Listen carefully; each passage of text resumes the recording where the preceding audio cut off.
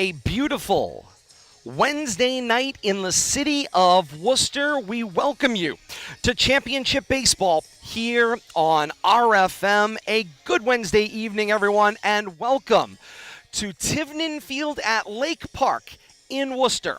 Alongside Bill Thomas and Kate Robbins, Todd Robbins for RFM tonight. Great to have you along with us on this beautiful evening for baseball as you got to look high above Lake Park and Tivnan Field as we are ready for the Central Mass Athletic Directors Association Central Mass Tournament Class A Baseball Final, and we have got a dandy of a matchup for you. When these ADs got together in both the Midland Wachusett League and the Southern Worcester County League, and they put their brain power together to create this concept of what the Central Mass Tournament under the CMADA banner was going to be, it was for matchups like this, and this is going to be a phenomenal one. Leominster comes in with their 17-1 overall record. They were the top seed in the Central Mass Tournament in Class A.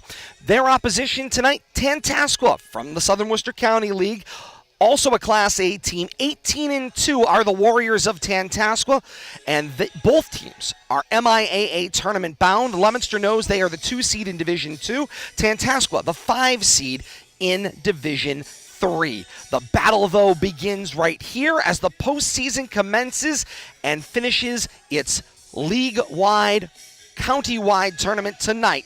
The champion of Central Mass will be crowned here at Tivnan Field in Worcester. Leominster and Tantasqua set to do battle. Both teams come into this championship game on 9-game winning streaks. Each team won their respective semifinal by 1 run. Leominster downed St. Paul 6-5 in a game you saw right here on RFM on Friday the 26th, right before the Memorial Day weekend. And on that same night, on Friday the 26th, on the road at Wachusett, the 2 seed in this tournament, the 3 seed Tantasqua pulls the numerical upset with a 1-0 victory, and the Warriors scored just 1 run in the ball game, the only run they needed, in the top of the first inning. And then their pitching ace, who we'll see on the mound tonight, Miles Blake, did the rest. 7 complete innings, allowed 1 hit, held the Mountaineers scoreless, issued just 2 walks, while recording 11 Mountaineer strikeouts. That is the backdrop for these 2 teams coming in here tonight. A playoff clash begins here, and this is what the tournament is all about. It is all about getting the best teams in Central Mass together to keep that tradition alive of having a Central Mass champion. And tonight we will crown that in Class A. Turn to my broadcast partner, Bill Thomas. And Billy, here we are at our diamond side broadcast position for Leominster and Tantasqua, the Blue Devils and the Warriors, ready to do battle here. And I mean, the backdrop says it all. You've got 2 teams having phenomenal years, poised for great runs into their respective statewide tournaments. But first, they got to battle each other right here and right now for the Central Mass Championship. Yeah, I think this is a great opportunity for Central Mass to show the best of what they have. And, these 2 teams, we don't know a lot about Tantasqua, but on paper they look like they're having a fantastic season. They got a sophomore pitcher that's been lights out this year. But a couple of common opponents, both a midseason matchup against Shrewsbury. But other than that, a lot of unknowns coming into this game tonight. But when the athletic directors got together and decided they needed to do something during the COVID years to replace the districts, whoever came up with this brainchild should receive an award, because this really has pit 8 of the best teams in the 2 divisions in Central Mass, a chance to play each other, preview the state tournament, and, really get their feet wet to prepare for the statewide tournament. And couldn't ask for a better matchup tonight. This is a dream matchup that they think that's going to hope would happen when they put these, tournaments together, and they got it tonight. Third member of the broadcast team is Kate Robbins. And Kate, coaches typically are concerned down the stretch in a game that we know their MIA resumes were submitted at the end of the semifinal round. So this game sort of exists in a vacuum. It's onto itself to be crowned the Central Mass champion. Both teams sort of wanted to see how their draw went, when their next games would be, to sort of decide how their lineup would lay out. Both teams got the play-in bye, so they are into next week. So they know that they can play for keeps tonight. Certainly. But you would typically say teams would concern themselves over, should we run out here in a game that's mediocre toward does it matter chasing a banner? Both teams are going to play to win tonight. And Kate, here's to me the case, if you will, for playing to win in this one. Leominster, we know, has scheduled scrimmages, one of them tomorrow against St. John's and the other one against BC High later on in the week to prepare themselves for next week's MIAA statewide tournament. So they're not worried about playing extra games at what have you at this point in time, which is something that maybe 10 years ago would have concerned coaches. I think obviously because we spend so much time talking about this situation relative to the Thanksgiving Day game for the football side of things, that you see so many teams not play starters in those situations because a lot of people consider it a glorified exhibition. In this case, yes, you're worried about injury, but other than that, you're not necessarily worried about getting extra reps. Right now, these are extra reps for every single one of these athletes. And I as soon as I saw the draw that Leominster had, I looked, and as a coach, at the end of the season, you never want to have a week or a week and a half worth of practice going in. You're going to absolutely go in cold. These student athletes have been used to playing between 2 and 4 games each week, gearing up for this postseason run. So it makes absolute perfect sense. A game tonight, couple of scrimmages, that continues your rhythm to get you into a situation to play in that technically round of 32 in the playoffs. Leominster, again, getting to sit back and see who their opponent is. But the only thing you have to worry about is essentially catastrophic injury. The extra reps are not a problem.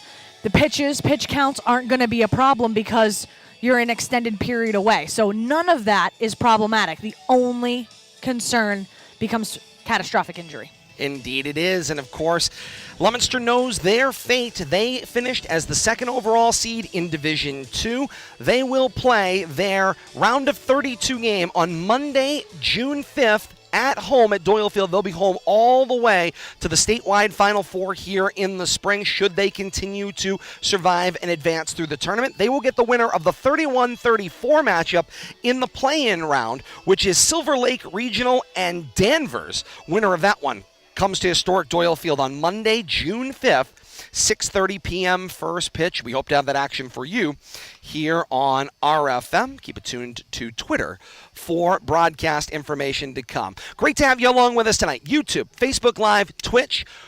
You like, follow, and subscribe. You got a chance tonight if you like on YouTube or subscribe on YouTube to be number 497 RFM dedicated fans. You could be number 500 tonight as we begin the telethon of the subscriber base here on RFM tonight as well. Hey, like, follow, subscribe. When we go live with content, the prize, Kate, is Todd. The content finds you. That's the prize. Billy, Todd just said Todd's the prize.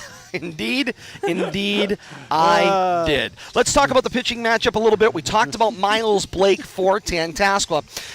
He's 8-0, 45 innings pitched, an 8-0 record, an ERA sub .5, .467 with 73 strikeouts.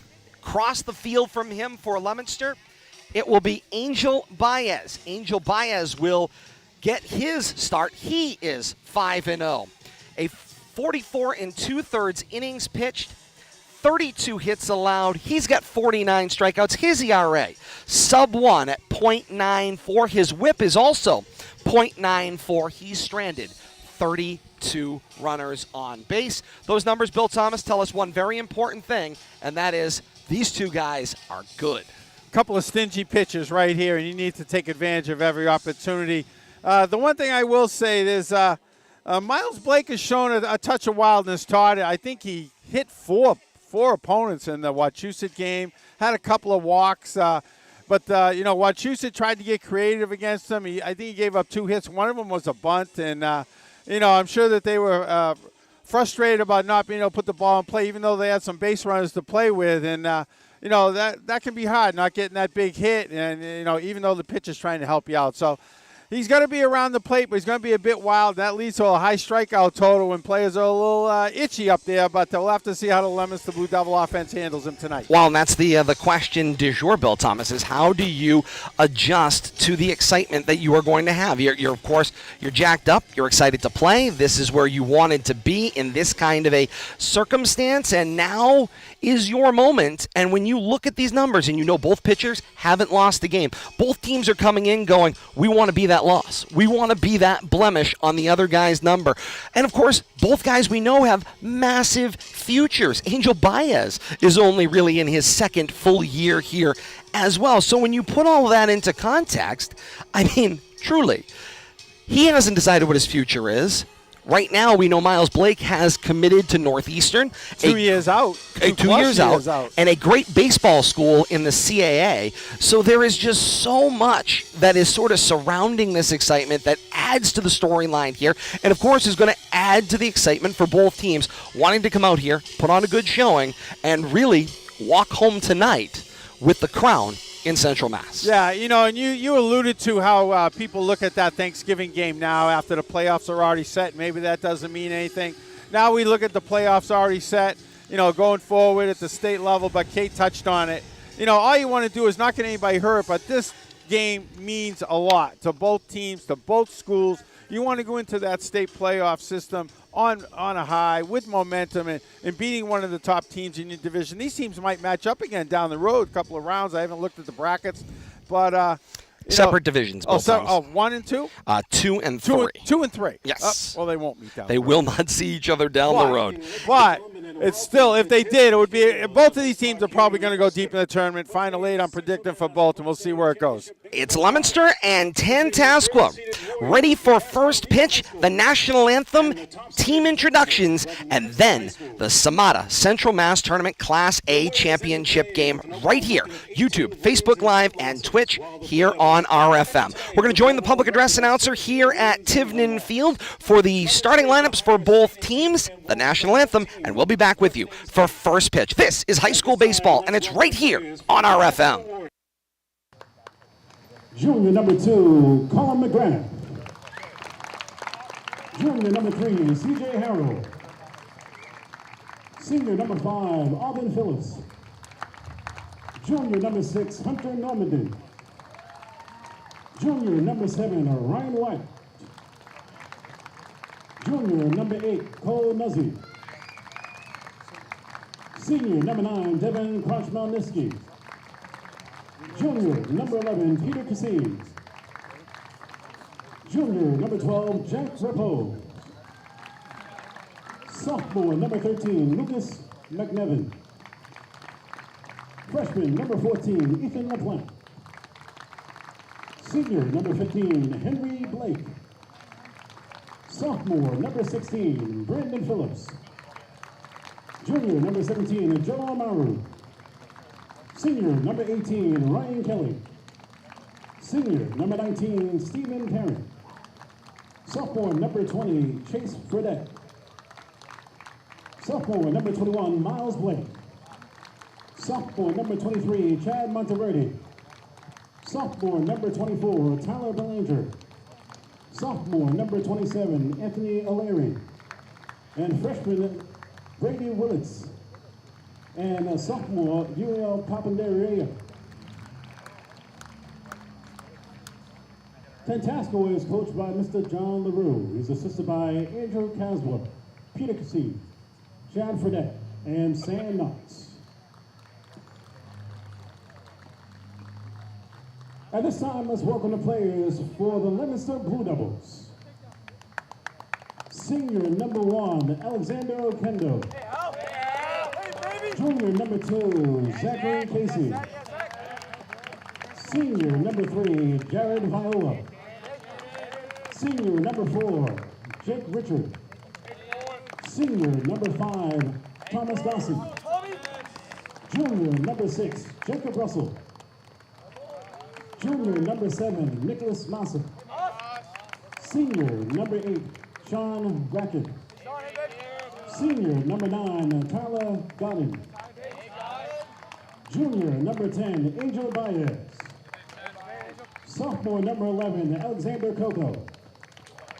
Senior number 12, Tony Salvatelli. Freshman number 13, Reese Laura. Freshman number 14, Sawyer Corbett.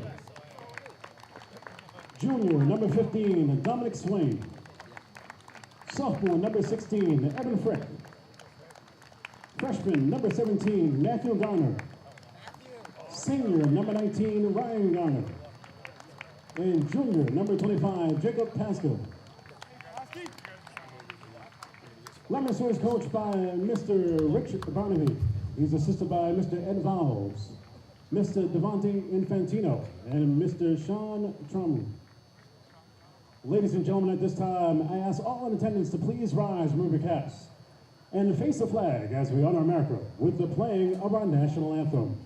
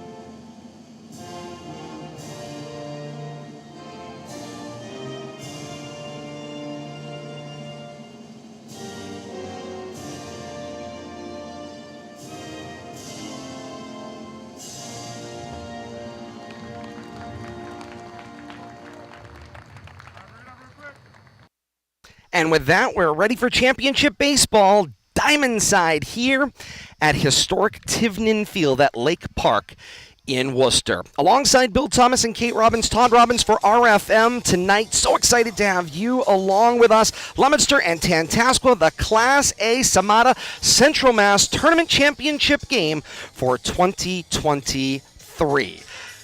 Let's meet the starting lineups for Coach John LaRue's Tantasqua Warriors. Here's how Coach LaRue set up the lineup card. Batting lead off the third baseman, Colum McGrath. The right fielder, Chase Fredette, bats out of the 2-hole. The shortstop, Devin Krochmelniski, bats out of the 3-hole. Henry Blake does the catching, bats cleanup. Hunter Normandin, the second baseman, bats fifth. The first baseman is Jack Repose. He'll bat out of the 6-hole. The designated hitter, Lucas McNevin, bats out of the 7-hole. The 8-hole is Ryan Wright. He'll play center field. And Cole Nussey will bat ninth and play left field. Miles Blake, the pitcher, will not hit in this 10-person lineup. Meanwhile, Coach Rich Barnaby's Leominster Blue Devils align the following way. If you go left to right across the outfield, it's Tom Gosson, Reese Laura, and Tyler Godin. If you go right to left in the infield or first to third, it's Jake Richard, Alex Aquendo, Nick Massa, Tony Savatelli, and Zach Casey does the catching for Angel Baez, who gets the start tonight for Leominster. Baez, 5-0, 44 2/3 innings pitched.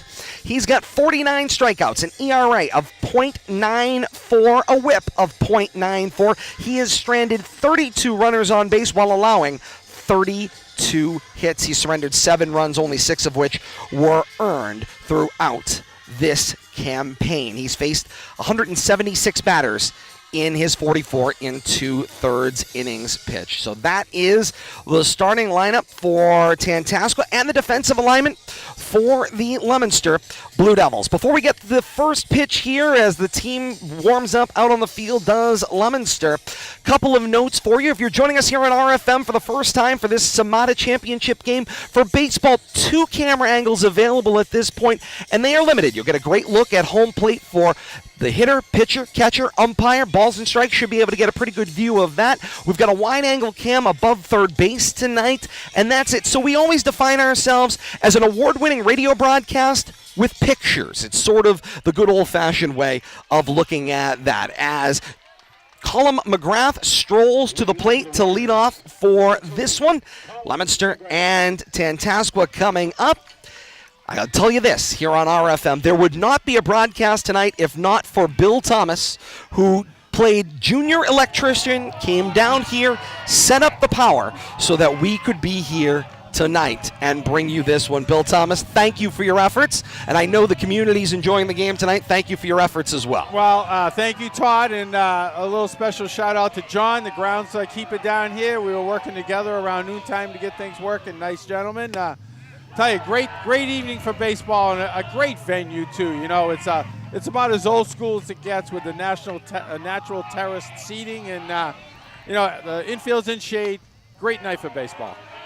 And quickly, Angel Baez ahead of Colin McGrath, 0-2. First pitch came at 6:39 p.m. or 9 minutes late here at Tivnan Field at Lake Park. That doesn't happen at Doyle Field.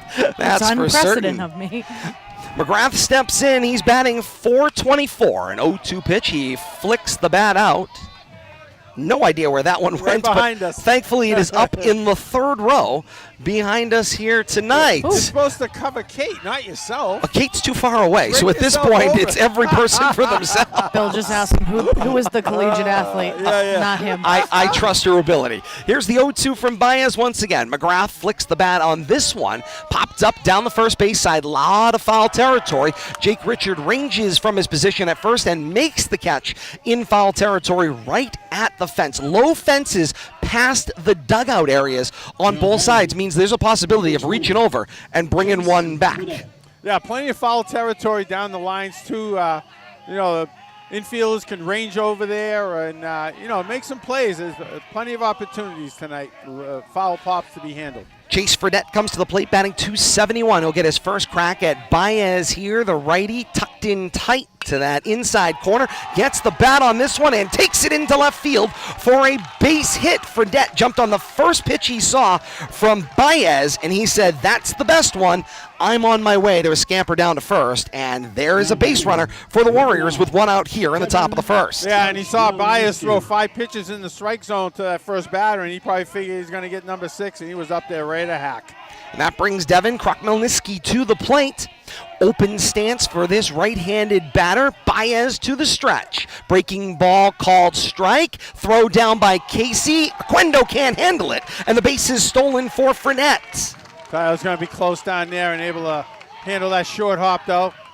Tantasqua not wasting any time, putting things in motion here, trying to make something happen in the first inning. Called strike at the plate was letter high. It's your job, not mine. Counts 0-1 with one out. Fredette stands down at second with the stolen base. Baez stays in the stretch. Remember, he's got a quick move to all the bases, and Krokmelniski says, "I'd like a second." So he'll get the timeout, reset, and now he stares back out at Baez, who looks into Casey. Sign comes in, and Krokmelniski takes another timeout, and apparently we're going to let this tit-for-tat play out here, Bill Thomas. Well, early on, but I'm sure the umpire's not going to put up with much of this nonsense. Let's keep the ball game moving. 0-1 the count. The 0-1 pitch misses low. Casey tried to backhand that one going into the river inside. Couldn't handle it. One item of note, sun on the right side of the outfield. Terrible for right fielder. I believe that's Godin out and right. It is Godin out and right, and he's trying to use his hand and anything else he has on his person to block that sun. The 1-1. Strike 2. 1 ball, 2 strikes. That one a fastball up in the upper half of the zone. And what we're seeing right now, there is something to find between the letters and the belt right here. Yeah, I tell you, Baez is around the plate, and you know, I'm sure word's going to go through the bat in order to get up there and ready to hack. Home plate umpire already not happy with the cat and mouse game going on at the time. Baez stares at it. Fredette brings the 1-2 to the plate. It was fouled off to the backstop, and we'll try another 1-2 pitch with one out. Top of the first inning here. Third batter of the ball game to see Baez. He induced the foul fly ball of McGrath, the leadoff batter. Then Chase Fredette came up, got himself a single on the first pitch he saw from Baez, immediately stole second base, and then here we are. third batter of the ball game, seeing his second 1-2 pitch, and Krok-Melniski sends it back to the screen. We'll try a third 1-2 offering. Billy Thomas, that lead out at second base, by the time that secondary lead is taken, I would say well over a third of the way, all the way to third base. Yeah, I agree, Kate. And the Blue Devils infield has got to keep him on his toes out there. He's just going to take advantage of that lead and end up on third. That's right. Baez got the sign he wants. Here's his third 1-2 pitch. Breaking ball down and away. Backhanded smartly by Casey. Up with it. Fredette holds his position and levels the count at 2 balls and 2 strikes to Krok-Melniski. Last game that we saw, Casey was asked a lot of in that game. I'm sure he went home bruised and battered after that one. And so he's hoping for an easy night behind the plate, but already having to dive after things. Krok-Melniski in a 2-2 count, batting .393. The 2-2. Gets his bat on this one, takes it down the third baseline. Charged by Tony Savatelli, crossed the diamond, and in time to Richard. But it will allow on the fielder's choice Fredette to advance from second to third, and with 2 outs, Tantasqua's got a runner 90 feet away. So obviously you and I translate primarily to softball. No look back on a runner from second to third on a routine ground ball to the left side? Sort of surrendered the base there on that movement. Well, I just don't know because of the 90 feet. I don't know if that's... I think take the sure out there. I think that's Oh, no, what Tony was thinking. But yeah, absolutely. I know, maybe with no outs, you might want to cut that runner down. But yeah, got to give him a peek. At least give him a peek, trying to slow him up a little bit. A slow bounding ball, though. I know Tony had to rush that ball over to first, make sure he made a good throw. 0-1 becomes an 0-2 as Blake goes chasing down and away, and he's in the hole 0-2. Henry Blake batting .328, coming in 19 hits, 12 RBIs in his cleanup position. Casey checking the dugout, see what pitch we got. And to reflect on Casey, I saw him post-game when you were having conversations with the coach, and he told me he got hit 6 different times. 0-2 and flicks the bat out, takes this one out of play outside of the first base dugout.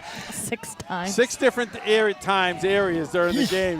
Because we saw one that everybody saw. Oh boy, everybody saw that one. We joked, not joke. That's got to count. Talked about the what was that? The Nutty Buddy, Bill Thomas. Nutty Buddy 5000. Not a sponsor. Here comes the 0-2. Breaking ball 59 feet. It skips away from Casey. He loses it, and Fredette will scamper in with the first run of the ball game. And Tantasqua draws first blood in the top of the first. Wow. Yeah, short hopper there. Casey just could not handle, not even close to reaching the plate. Like you say, I'd give it about a 57-footer, Todd. 59 was being generous, but yeah, tough hop right there, and Casey just couldn't keep it in front of him. But I got it as a pass ball, Bill Thomas. That was center mass. He went backhand to play it. Here's the 1-2. The ball was in the dirt, 59 feet. Never got to his glove, Todd. All right. We'll have to look at the replay. We'll respectfully disagree. Wild pitch. You can see the divot there. It looks like he swung a golf club. Front of the plate? Yeah. Catcher, though, center mass. You got to square up the body, keep that in front of you with a runner at third. I am. 2-2 with 2. Cold strike 3, inning over. But not before the damage is done. Fredette gets the single in the 2-hole with 1 out in the inning, and he steals second, advances on a fielder's choice to third base, and then scampers home on the pass ball wild pitch coin toss. And it is 1-0 Warriors over Blue Devils in the top of the first inning here at Tivnan Field in the Class A Championship game. So that's 1 run on 1 hit, no errors, no one left on base through 1/2 inning. To the bottom of the first we go, and let's meet the starting lineup as sent and submitted by Leominster head coach Rich Barnaby. Here's his 1 through 9. The first baseman, Jake Richard, bats leadoff. Tom Gosson plays left field, bats second. Nick Massa bats third, plays short. Tony Savatelli, in that familiar cleanup role, plays third base and bats fourth. Angel Baez, the pitcher, bats fifth for himself. Tyler Godin plays right field, bats sixth. Zach Casey does the catching and bats seventh. The hot commodity right now, Mark Garner, the designated hitter, bats out of the 8-hole. Alex Aquendo in the double leadoff spot plays second, bats ninth. Reese Laura, the center fielder, will not bat in this 1 through 9 arrangement. For the Warriors, left to right across the outfield, it's Nussey, right, and Fredette. Right to left across the infield, or first to third, it's Repose, Normandin, Krok-Melniski, McGrath, and Henry Blake does the catching for his younger brother, the sophomore starter, Miles Blake. Blake with the gaudy numbers. 45 innings pitched, a perfect 8-0 record to this point in the season. So 8 of the 18 wins have come on the back of Miles Blake on the mound. 73 strikeouts and a sub-.5 ERA at .467. We thank both Coach Barnaby and Coach LaRue for providing the statistics for their teams as well. Just helps us to tell the story and set the picture far better than if we didn't have them. Absolutely. And I think far more than any other sport, baseball really goes by the numbers, and it tells you a lot about the type of season a team can have, a player can have, a pitcher. Numbers don't lie when it comes to baseball, especially over the long haul. Oh, yep. And Kate, just to reflect about that non-look at third base now, how big is that right there when you don't look that running back, take that extra look? And, I was thinking about that when that run scored and that wild pitch, and you're on that, Kate, something maybe to pay a little bit more attention to next time. The lefty hurler comes with a strike to Jake Richard to open his time on the mound, does Blake. Now the 0-1. Hard fastball down in the dirt. Scooped by Blake, but escapes his reach and levels the count at 1-1 And yes, all night long you're going to hear Blake to Blake. Blake pitches and Blake catches, and it's not the same person. Well, that would be impossible? Impossible. You say. Here's the 1-1. Fastball inside, strike 2. And thus far, Miles Blake, Bill Thomas, not afraid to throw inside. Nope, and we've already seen some of that wildness that I think he displayed against Wachusett with the 4 walks and some hit batters. 3 hit batsmen in the game. I think it was 2 walks. High and 4 hit batters, cheese for strike 3. But that wildness sets up that kind of wild swings and maybe get that foot out of the bucket. And he had 11 strikeouts in that game. And there goes Jake Richard, who has been one of Leominster's most consistent at the plate. He was batting .381 coming into that at-bat, slugging .492 and an on-base percentage of .444, and he is now sitting in the dugout.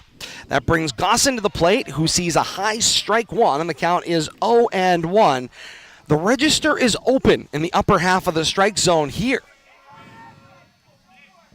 Blake ready at the belt. He works from the stretch. The 0-1, cut on and missed by Gossin, and it's 0-2. He means business. And he is not wasting any time. Just like Angel Baez come out firing strikes, around the plate with everything. First couple of batters. Gossin batting .328, on-base percentage .379. He's slugging .344.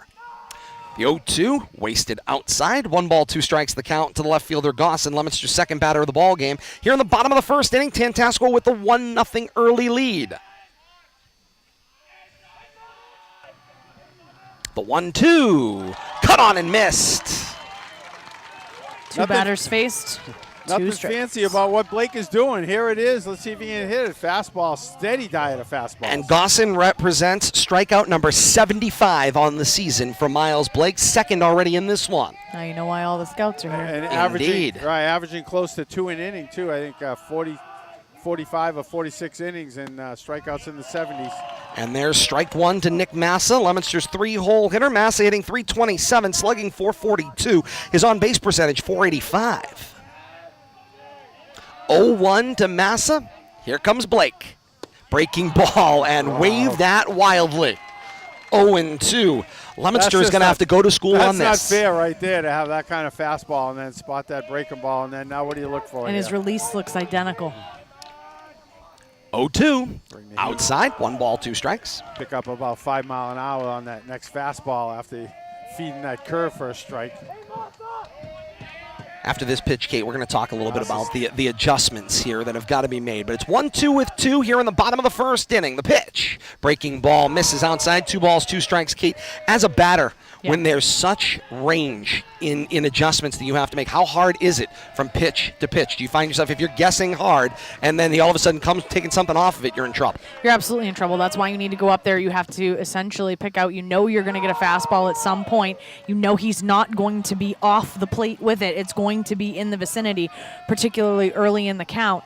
So as soon as you get that pitch that you are essentially sitting back on, you need to make contact on that pitch. 3-2 with 2, bottom of the first inning. High fastball misses outside, and Nick Massa draws a 2-out walk. That brings Tony Savatelli to the plate. My hope is that Savatelli had seen those first 3 at-bats and shortens up the swing.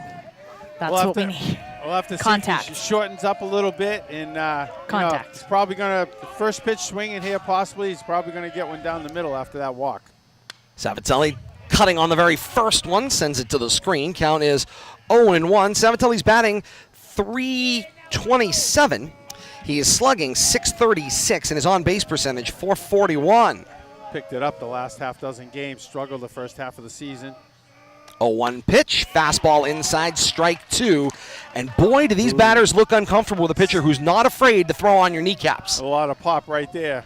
Well, and not only that, Savatelli crowding that plate I was again, gonna say, up on it. deigning the pitcher, Blake, to throw inside, and then when he does, you kind of get your scoot back, but it's still a strike. You are up to the plate. Indeed. Because primarily you're seeing outside. All of a sudden now you have somebody that is absolutely not afraid because he has the command to be able to come inside on you. You can't be scooting out of the way. Yeah. Three-quarter throw to snap Massa back to first. You got to do something to break the rhythm, whether it's crowd the plate or, a timeout now and again. Maybe move up in the box, back in the box a little bit. We saw Mark Garner take advantage of that crowd in the plate the other night and be very successful at it. And Savatelli isn't leaving much room. Here's the 0-2 with 2. Fastball high, count 1 ball, 2 strikes. And Kate, I was impressed with Savatelli's decision there.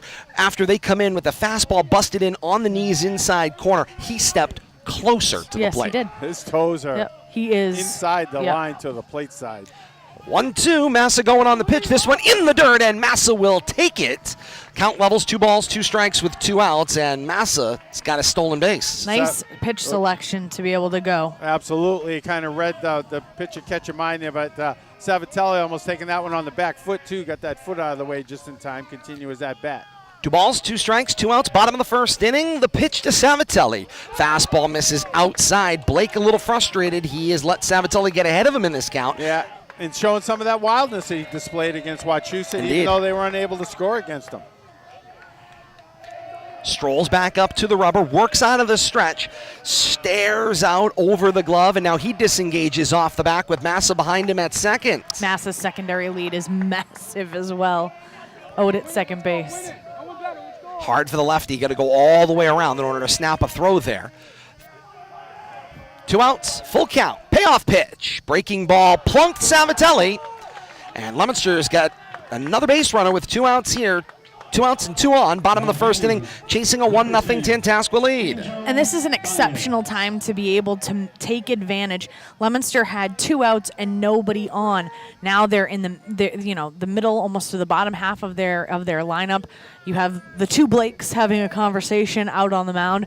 So all of a sudden, that efficiency that we saw, that incredible efficiency with the first 2 batters up, against Leominster. Now all of a sudden, we're seeing kind of a little bit of a wrinkle.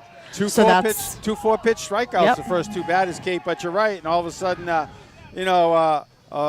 walk, a hit by pitch, both full counts there, and wheels coming off a little bit, but really pitch count mountain. He threw over 100 against Wachusett, so we know he can go the distance. Leominster needs to take advantage of it here. And in the middle of their order, that's been the sweet spot. First pitch to Baez. He gets a look at Miles Blake, and a called strike. Count 0-1. Baez batting .260, slugging .360. His on-base percentage .415. The 0-1 popped up and over the backstop, out of play. And Baez is in the hole 0-2. We've talked about it in the last game. Leominster's inside out, middle of the order, creating opportunities for the team. Then they sort of reversed that trend against St. Paul and went bottom up. And now an 0-2 opportunity for Baez. He watches that one top shelf outside. 1 ball, 2 strikes.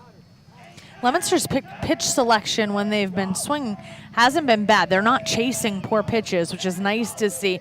They're making Blake work and forcing him in the zone. 1-2, and Baez wears that one on the tush, and down to first he goes. Not the person you want to see hit by a pitch if you're Leominster, particularly early in the game. Back-to-back hit by pitches.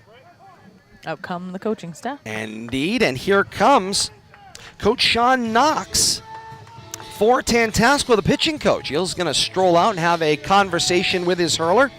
Coach Knox, by the way, he works in our industry when he is not coaching does? pitchers. He works at WPRI I was gonna say, he teaches? in Providence, Rhode Island. So he is on the broadcast side of things. Is he an on-air? A reporter for WPRI when he is not coaching here at his alma mater. Graduate of Tantasqua, Really? the early 2000s. Yes. Did you guys commiserate, or did you leave that one alone? You're kind of impressed that I've done a little research here. You know, this is an award-winning broadcast, and it's not just because I say so. You're not right? Howard Stern level No, with your but research. you're kind of impressed. You get the rest of the story. You know what's nice, Bill Thomas, is that after 12 years of being together and knowing each other well over Still 20 years, surprised me. I could still surprise her. Good, That's good, the good, nice good. part, as You it, know? as it That's what turns keeps out. There's it alive. nothing more romantic than those types of tidbits. Keeping it fresh. Yep. The right fielder, Tyler Godin, 6-hole hitter. Leominster, bases loaded, 2 outs, bottom of the first inning, chasing 1. And Miles Blake settles in for a called strike against Godin, and the count goes 0-1. Godin's batting .481. He is slugging .852. His on-base percentage, a lofty .545. The 0-1 takes that one out of play. Another 0-2 count, Bill Thomas. We've seen 3 of them now in the bottom of the first. Blue Devils have done a good job fighting them off, though. And, you know, we said pregame that the Blue Devils are probably going to get some opportunities. Didn't know they'd get a bases loaded one in the first, but 0-2. Godin gets a piece of it, sends this one down the first baseline, heading toward foul territory on a dead sprint. It's Fredette to make the backhand in foul territory to end the inning and the Leominster threat. Leominster loads the bases after back-to-back opening strikeouts in the bottom of the first inning. A walk, 2 hit by pitches, and then a fly out to right field ends the threat. So it's no runs on no hits, no errors, strand 3 for the Blue Devils in the bottom of the first inning. Through 1 complete, the CMADA Central Mass Class A Championship of Central Mass here at Tivnan Field in Worcester. Tantasqua 1, Leominster nothing. A break and we're back with more. It's championship action, and it's right here on RFM.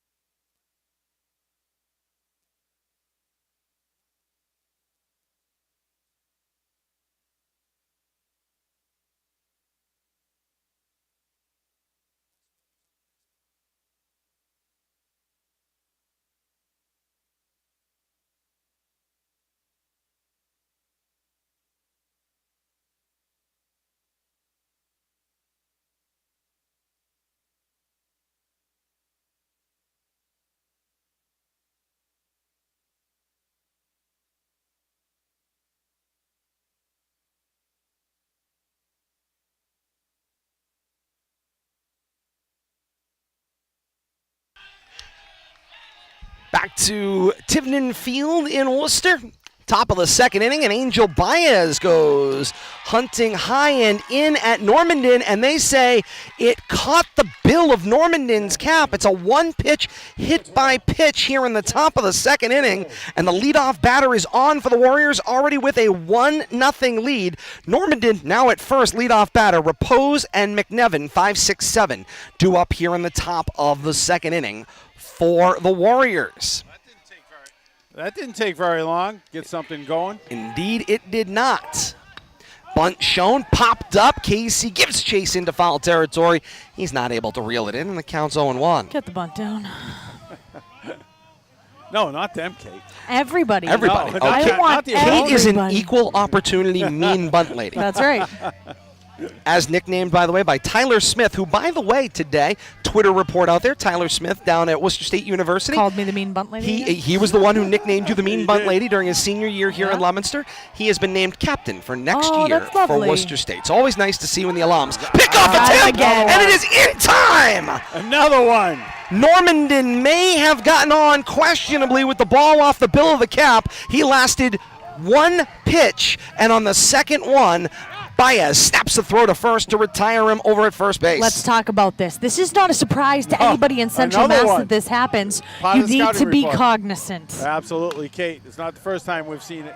Has to. It has to be part of your pregame discussion as a coach. You know it's going to be happening. He has that quick release. You need to keep your rear end closer to first base and be awake. Cut the lead down a little bit till you get a good read on him at least. Get a couple of throws in. 0-2 to Repose. Up and That in. move is so fast. He has it's like that little tiny like rubber band, like snap right over.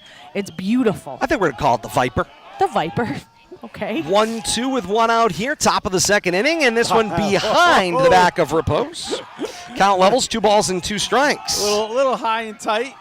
Well, I mean, you have to remember, Angel did get clipped in the last inning, so he might be just, A little extra adrenaline. didn't get his money worth on the first one. Not afraid to work inside. Here's the 2-2, and fouled out of play by Repose. In the eternal words of one baseball movie or another, I wouldn't dig in. I don't know where it's going. I don't know where it's going. 2 balls, 2 strikes, 2 outs. 1 out here. 2 balls, 2 strikes, 1 out. Here in the top of the second, backhand Casey can't field that one. Count will level. 3 balls and 2 strikes. This one was down and away. Casey has been having to earn his money.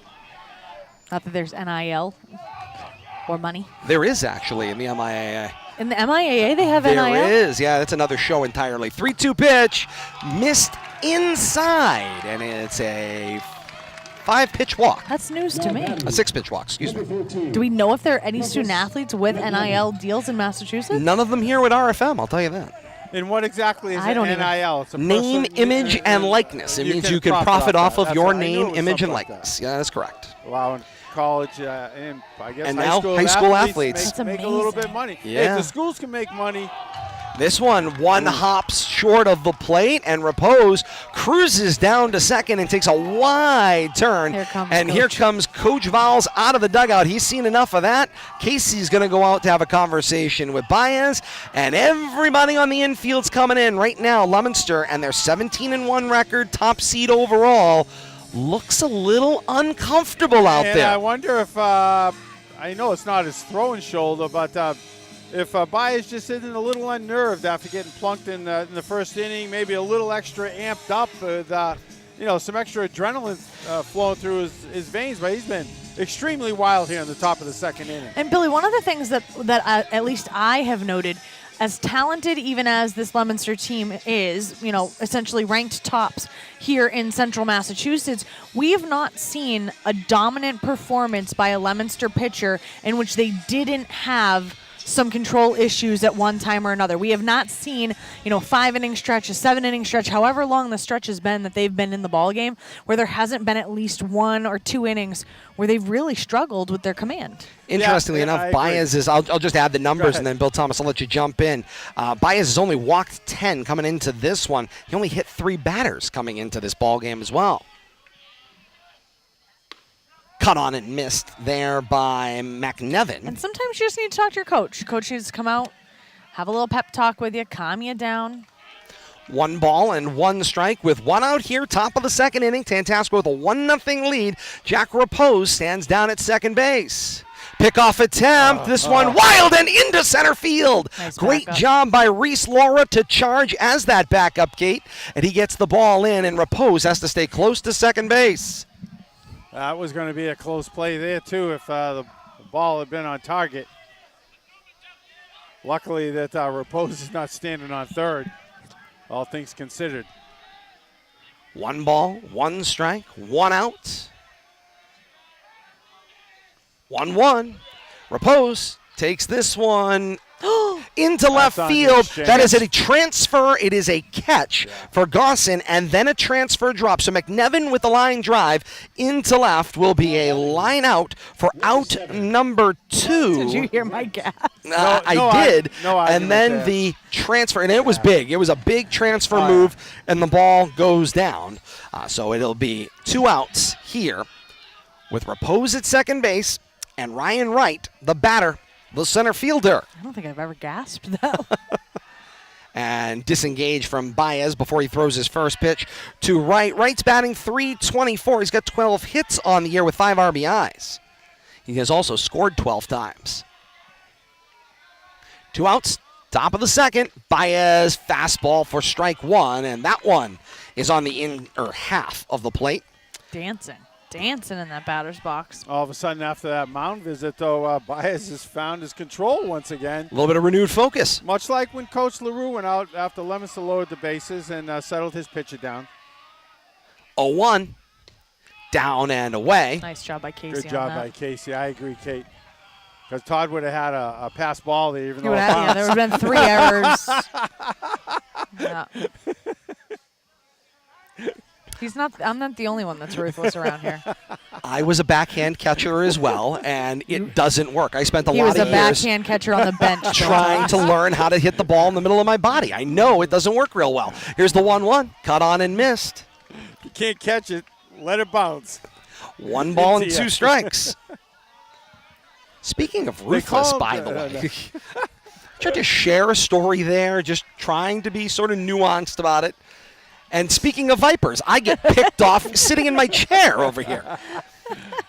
You're the meat in the sandwich. 1-2, and they go with the pitch. Does McNevin in toward right, and he will make the catch for out number 3. Sometimes you're the bug, and sometimes you're the windshield. And indeed, that's sort of how that inning went for me on the play-by-play. 4 batters come to the plate in the inning. Just the walk for Jack Repose. He is stranded on base, and so it is no runs on no hits, no errors, and 1 stranded for the Warriors in the top of the second. Through 1.5 here at Tivnan Field, Central Mass Championship game, Class A Central Mass Athletic Directors Tournament. It's Tantasqua, the 3-seed won over the top seed Leominster, nothing. To the bottom of the second inning we go. 7-8-9, Casey Garner and Aquendo due up for Leominster in the inning. More to come. It's high school baseball, and it's here on RFM.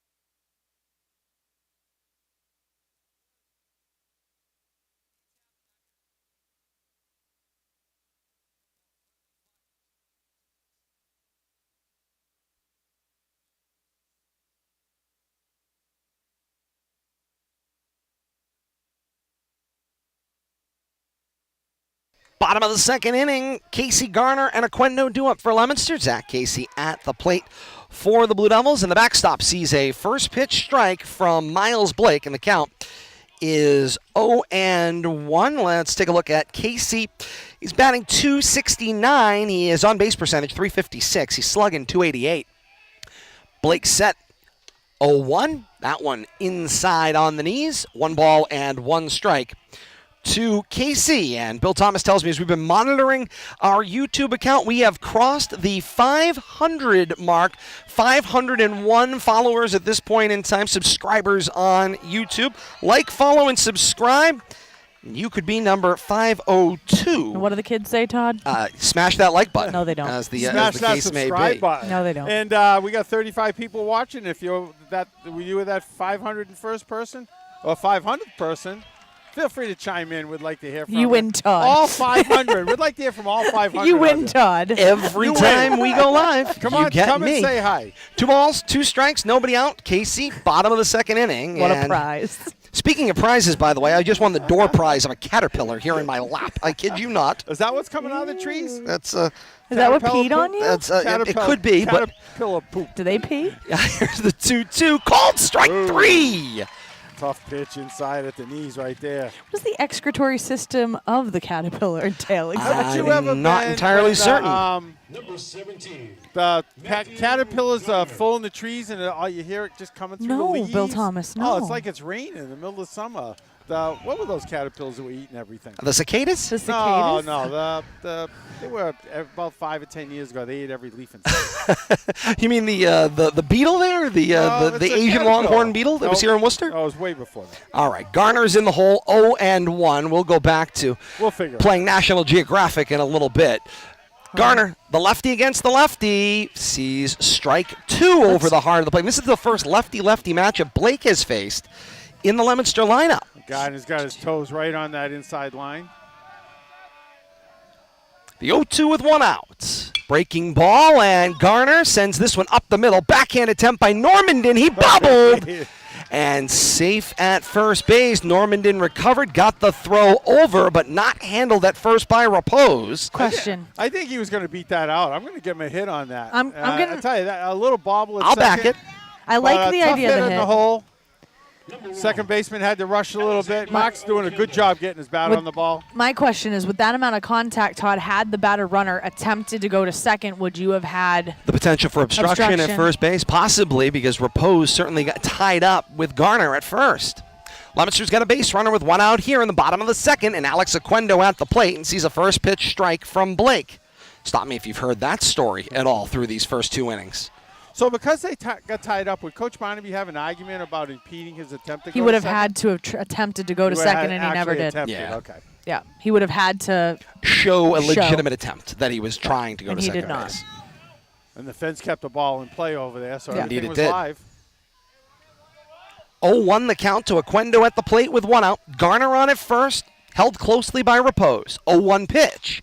Oquendo waves wildly at that one. He's in the hole 0-2.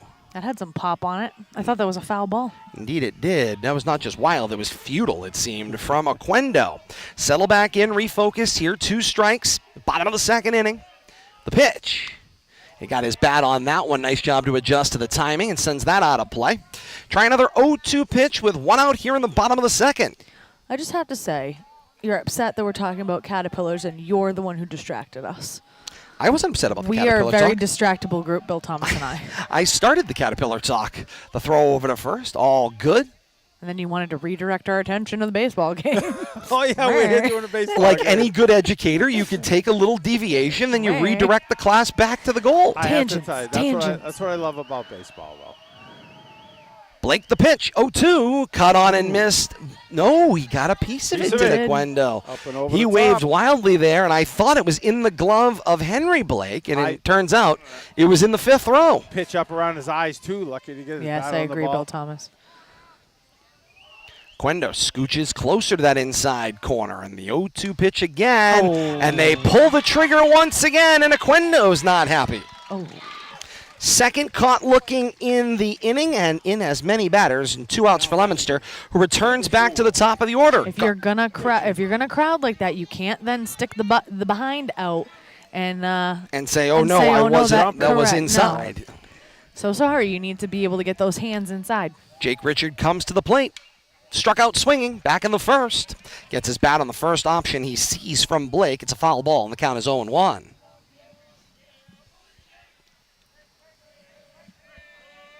Garner stride off of first. Richard at the plate. He'd like out of the box as Miles Blake was ready quickly out there. And Richard has decided to slow the tempo a little bit here. Richard settles in. 0-1. Ball high. Count levels 1 ball, 1 strike. Richard in that tall 6-foot-plus frame presents a large strike zone, especially with the top half being routinely called. Blake tries the pick move over to repose, and Garner takes the 1 step back to the bag. Yeah, Garner's lead is minuscule by comparison. Yeah, is tiny in comparison. 1 ball, 1 strike, 2 outs. Bottom of the second inning, Leominster chasing a 1-0 Tantasqua lead. The 1-1 to Richard, called strike 2. That had some mustard. Not seeing a lot of that curveball, though, from Blake tonight. Mostly fastballs, in and out, up and down, but mixing that curveball in effectively when he chooses to. Keep you on your toes, keep you honest. And now the 1-2 pitch. Called strike 3 inside. It's the 3rd caught looking in the inning, and it's the 3rd batter from Leominster to jackknife out of the way. The Blue Devils are going to have to adjust on that inside pitch. 4 batters come to the plate. 3 of them go back to the dugout looking. Just the single for Mark Garner in the inning, so it's no runs on 1 hit, no errors. Strand 1. Leominster has stranded 4 runners through 2 innings here at Tivnan Field in this Central Mass Championship game. 2 complete here at Tivnan Field. It's Tantasqua 1 and Leominster nothing. A break and we're back with more. It's Championship Baseball, and it's right here exclusively on RFM.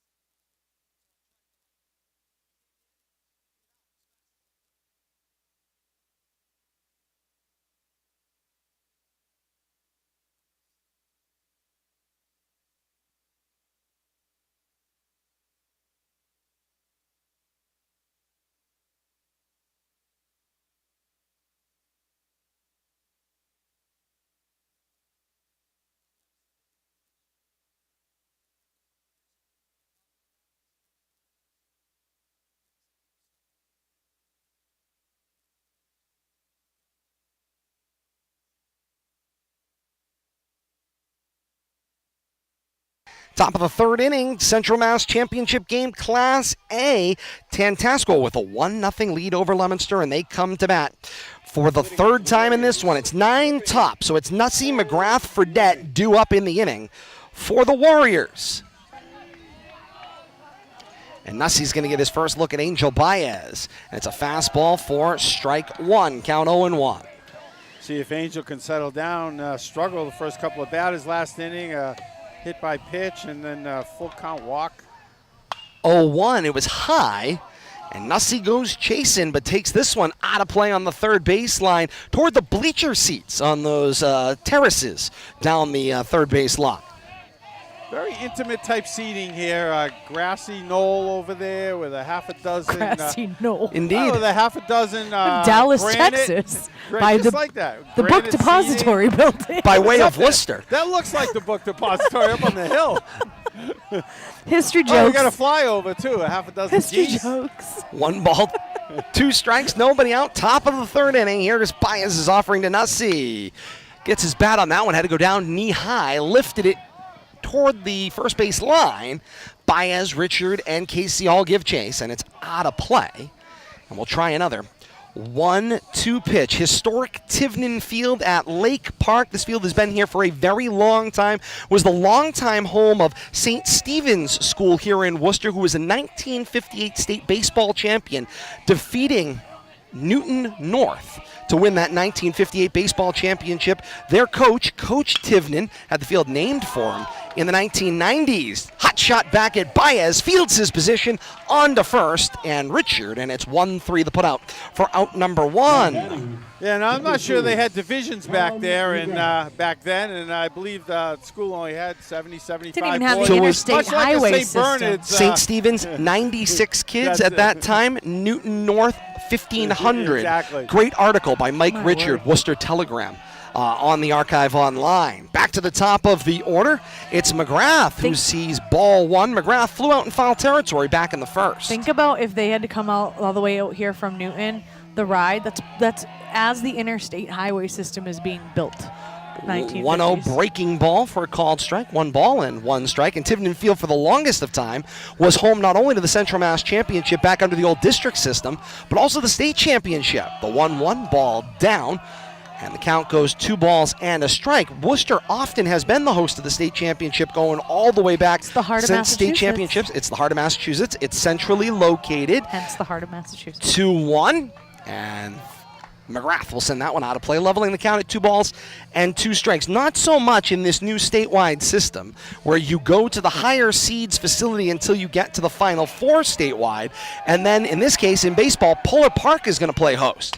2-2 line drive towards second base. Aquendo ranges to his left, up with it, and snaps it on to first. 4-3 the putout for out number 2.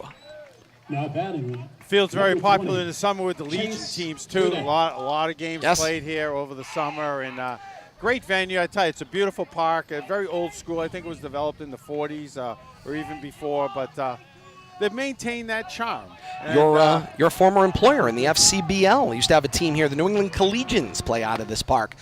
No longer available as Chase Fredette comes to the plate, and it is ball 1, count 1-0. California Penal League? Fredette had a single and then a advance on a pass ball after stealing second base and became the lone run scored back in the first. And the count is 1 ball and 1 strike. I'm having fun tonight, Frank. can see that. DOC I parolees. need to rein it in. Here's the 1-1 breaking ball, and limboing for ball 2 is Fredette.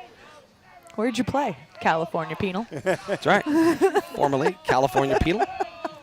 Home We of wear shirts and sleeves in this league. So. Rick Wild Thing Vaughn. The 2-1 called strike 2. Count 2 balls and 2 strikes. So we've got Bull Durham. We've got Major League. Keep the references coming. 2 balls, 2 strikes, 2 outs, top of the 3rd inning, and here's Baez's pitch. Hit on the ground by Fredette toward that 5-6 hole. Massa moves to his right, makes the play, cross to the body, and the out is recorded at first base. A 6-3 put out on that one, and a great effort by Massa, ranging toward that 5-6 hole, played at center of the body, and the off-balance throw across the diamond, and the stretch from Richard seals the inning. 3 to the plate in the inning, and 3 back to the dugout. So it's no runs on no hits, no errors, and no one left on for the Warriors in the 3rd. 2.5 booked here at Tivnan Field in the Class A Central Mass Championship. Tantasqua, the 3 seed, on top of the 1 seed Leominster, 1-0 through 2.5. Bottom of the 3rd upcoming. Leominster, middle of the order, 2-3-4 due up. Break, and we're back with more. It's high school baseball, championship style, exclusively here on RFM.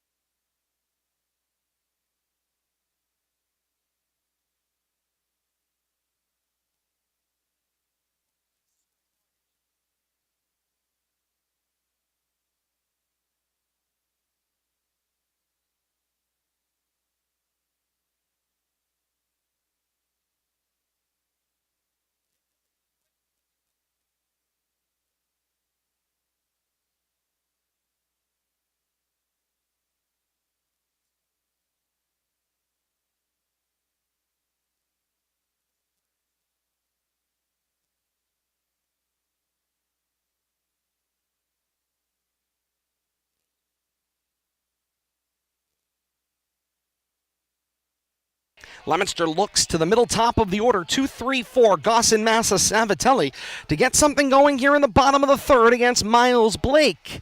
This one in the dirt, and the count goes 1-0 to the leadoff batter in the inning. Gossin struck out swinging back in the first.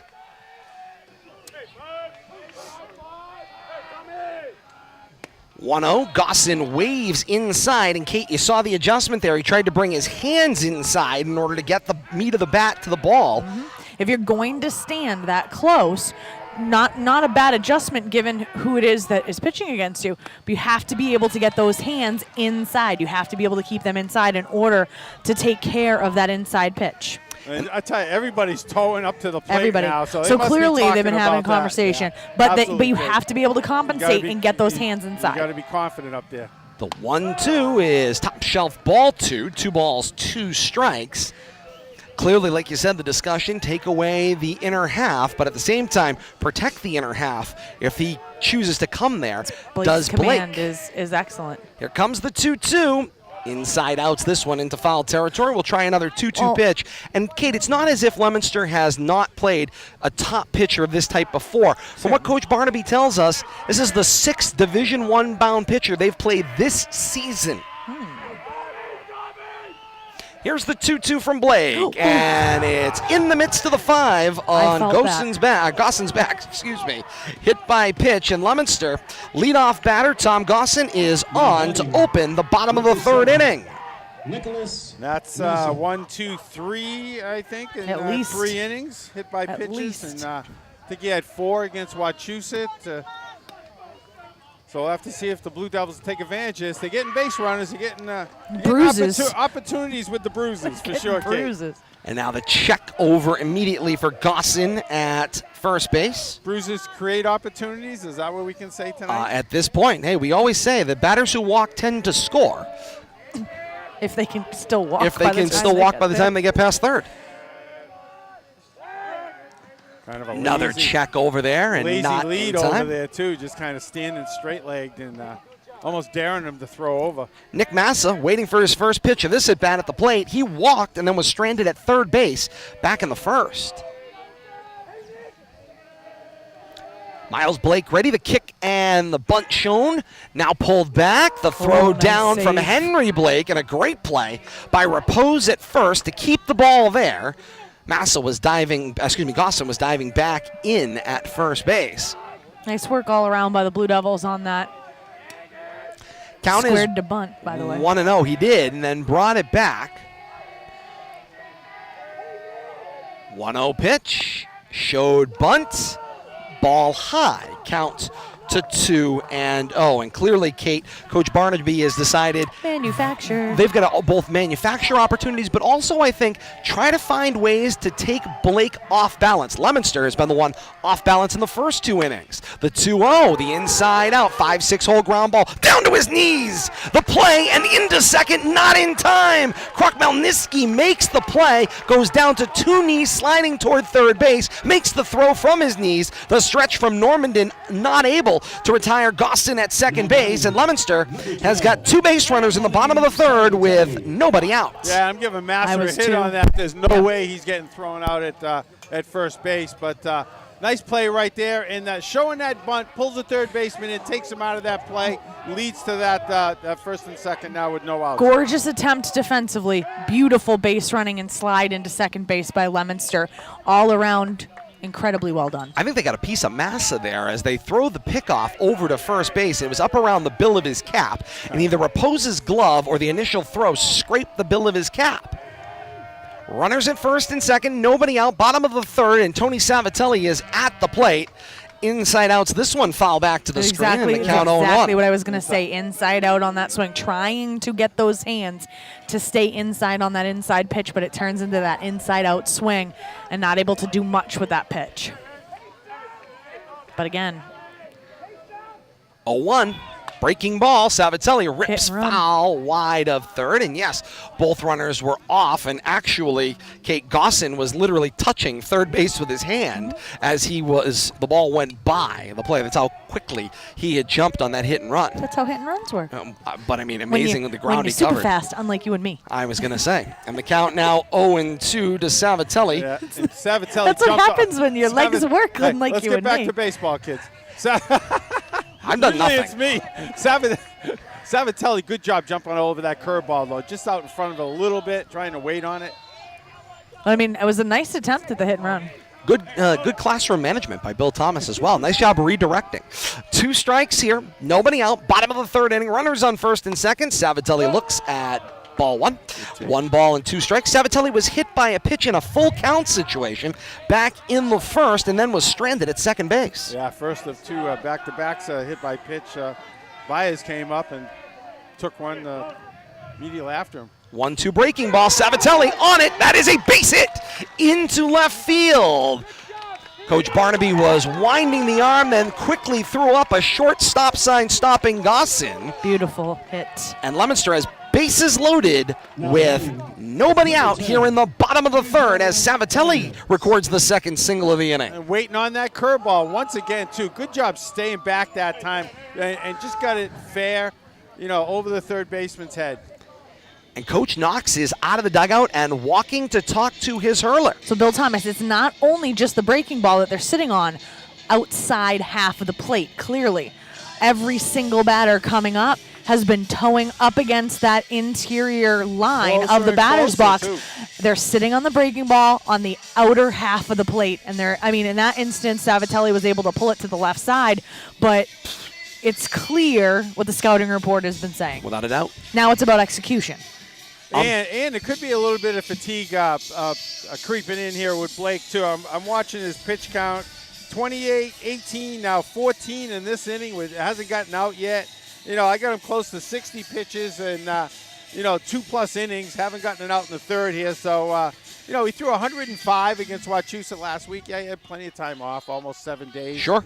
But, he's only a sophomore. I think I'm going to guess 15, 16 years old. Yeah, And, somewhere in that neighborhood. fatigue could be setting in here, but Blue Devils definitely making him work. Angel Baez comes to the plate. He was hit by a pitch back in the first and then stranded at first. He wants to do some damage in this at bat. You've got one of your best athletes up to bat. He was hit by a pitch. He is your hurler. You got bases juiced, no outs, and you're down by 1. And he gave up that run with a wild pitch on top of it, so he wants that run back at the very least. Blake's 0-1. Down, pickoff throw back at third. Gossin dives in and not in time. Gossin there in plenty of time. 3 umpires as assigned by the Massachusetts Baseball Umpires Association Central Massachusetts chapter to this championship game. It's a lot of letters. 1 ball, 1 strike, and everybody disengages. So everyone will reset after the signal. 1-1 count with nobody out and bases loaded. Blue Devils in every direction that Blake looks from the mound. Here comes the 1-1. And that's in the middle of the back, and it's going to tie the baseball game. Tough way to get an RBI, I'll tell you. Second time Baez has been hit by pitch. It's a hit by pitch and an RBI. Moves everybody station to station, and most importantly, it's going to move the tying run home. But the bigger news in a 1-1 ball game is here comes Coach LaRue again, and he's got the fist pound for Miles Blake. And Blake, a Division I commit to Northeastern in his sophomore year, has been chased to the bench. Pitching change here at Tivnan Field. We are tied, Leominster and Tantasqua. A battle of 1 and 3 in the Class A Central Mass Championship. A break, and when we continue, we introduce you to the pitcher. Coming in for the Warriors, it's Joe Amaru. Getting ready to loosen up here. Pitching change in the bottom of the third inning. Tied at 1, Central Mass Championship game exclusively here on RFM.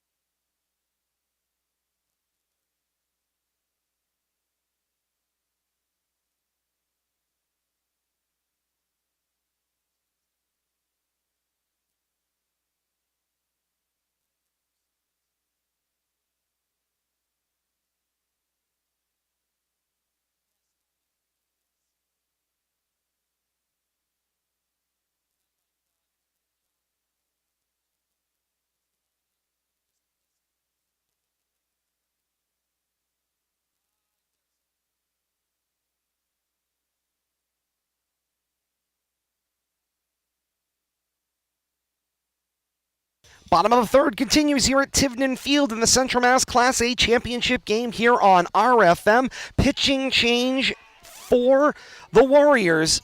And number 17, Joe Amaru, takes over on the mound, relieving Miles Blake. Blake is responsible for the runners that are on the sacks. There's another hit by pitch, and the first offering from Amaru plunked Godin, and Godin takes the walk, and Leominster has a 2-1 lead on another hit by pitch. You talk about a strange turn of events. It doesn't get much stranger than what we're seeing here tonight, Todd and Kate. Well, and I got to say to both of you, this game looked like it was totally in the Warriors' hands, and all of a sudden, an entirely different circumstance. As this foul ball comes back to the screen, Zach Casey at the plate, caught looking back in the second. 2 runs already in the inning, with nobody out for Leominster and a 0-1 count to Casey. Uncharacteristic, I would say, for a team that had such commanding pitching from their ace in Blake to go out in that fashion early in a ball game in such a big game. Uncharacteristic. Amaru's 0-1 offering is in the dirt, and the count level at 1 ball and 1 strike. Amaru's thrown 33 innings. He's 3-0 in starts. He's got 28 strikeouts. His ERA 1.909. 1-1, and Casey's line drive will score 1 as Savatelli scampers home. And now here comes Baez. Play at the plate. A collision. The ball was never there. Baez got absolutely beat up on the play at the plate as he got tied up with Henry Blake, and Baez is hurt and down on the field. And this is the type of a situation that we talked about pregame. This is the one thing that you can't have happen in a game like this, and unfortunately right now, Baez down on the ground. Hate to see a star player, take a shot like that. Big collision here at the plate, coming in hard. So the conversation between Coach Barnaby and the umpiring staff while they check on Baez, trainer out to check. He's talking. Baez, he is. They're checking his head and neck. And because it was a head first slide into Indeed. home. So you automatically have to check that. He's moving all of his extremities. Everything is moving. Trainer checking that head and that neck situation. Again, he is moving all of his extremities. He is talking. And that's the good news. 4 runs in the inning for Leominster with Baez coming home to score, but the tense moment here, as despite the 4-1 lead, Baez has now rolled over on his own power and is attempting to stand up. At least a catastrophic injury would be the one thing for Leominster. The other thing now is that from a managerial perspective, Barnaby has already had to go ask somebody else to start warming up because you assume here, obviously, there are still no outs in the inning. So if Baez can kind of put things back together, he can still go out and pitch. But you need somebody ready in the event that he cannot go out and pitch. So still no outs. 2 runs in for Leominster. We've got runners at first and second base now. 4 runs in the inning. Top seed Leominster has claimed a 4-1 lead here in the bottom of the third. A courtesy runner situation. Jared Viola takes over for Zach Casey down at first base. Baez is in to score. Action now in the bullpen for Leominster. I heard Coach Barnaby. He sent somebody out to the pen as a just in case. Baez now has 3 outs to be able to get his faculties together. I believe still working with the training staff in the Leominster dugout. And I don't see the bullpen action, but I'm guessing it's probably Ryan Garner would be his first choice off the bench tonight. If he's got to go to the pen, we saw him. Ryan Garner. We saw him pitch 6 strong innings in relief, the other night, and. Sure, they won't hesitate to go to him. A lot of confidence in his ability. We'll have to see if Baez comes out of the dugout, though, to start the top of the 4th. And Mark Garner is at the plate in a 2-1 count. Runners at first and second for Leominster with nobody out. And Garner watches this one away, and it's 3 balls and a strike. And I can also tell you how important the situation is. The entire Leominster dugout is essentially huddled around the situation, including the coaching staff in the dugout around Angel Baez right now. 3-1 missed, and Garner's drawn a walk to load the bases once again for Leominster. And how about the season that Garner's having? 1 for 2 tonight on base. Both of his 1 for 1 on base. Both of his appearances. 10th game, Bill Thomas. It's his 10th game in the lineup. And we heard Coach Barnaby say, I can't get him out of the lineup. Now he's hitting close to 600. You know, he's in the middle of all our rallies. He's showing it again tonight. Is he the freshman? Indeed he is. My word. As Alex Aquendo sees a ball 1. Aquendo was caught looking back in the second. What an inning for Leominster, and still nobody out. The 1-0 pitch, Aquendo gets a bat on it, but then a foot on it for a foul ball dead in the box, and the count 1 ball and 1 strike. Nice call by the home plate umpire there. Hat was right on top of that. Yeah, all over that one. Good job by the umpiring crew all around tonight. No controversial calls, keeping things moving. It's only the 3rd inning, Bill Thomas. The 1-1 breaking ball. That's strike 2, and Aquendo continues to be stymied to figure out how the zone works.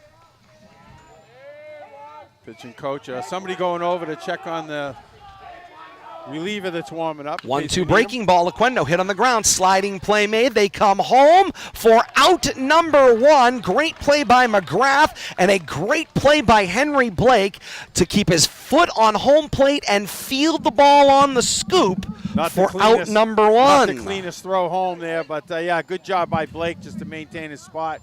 Get that lead runner out at home. And so it's Godin that's retired on the 5-3 put out for out number 1. Aquendo reaches on the fielder's choice. 5-2 on the put out, Todd. Yes, excuse me, 5-2, thank you. So it's Casey's position at 3rd, which is Jared Viola. Mark Garner's at 2nd, and Aquendo at 1st on the fielder's choice. And back to the top of the order, it's Jake Richard who sends this one back up the middle. The backhand play, great job by Normandin to make the sliding play. The second baseman behind second base on the shortstop side, but it's not going to matter. It's an infield single and another run in for Leominster. Number 5. As Viola comes in to score, it's a 5-run inning and counting for Leominster, still with the 1 out. From what I am seeing. Oh. And immediately, first pitch swinging, it's Gossin into right field. It gets past the right fielder, Fredette, and here comes Garner, followed by Aquendo. And now rounding 3rd and heading home, it's Richard. He will score! It is a 3 RBI base clearing double for Richard. For Gossin, and my oh my, faster than you can record them, Bill Thomas. They're coming in to score. My book is destroyed already. I can't make notes quick enough, but a bases clearing double.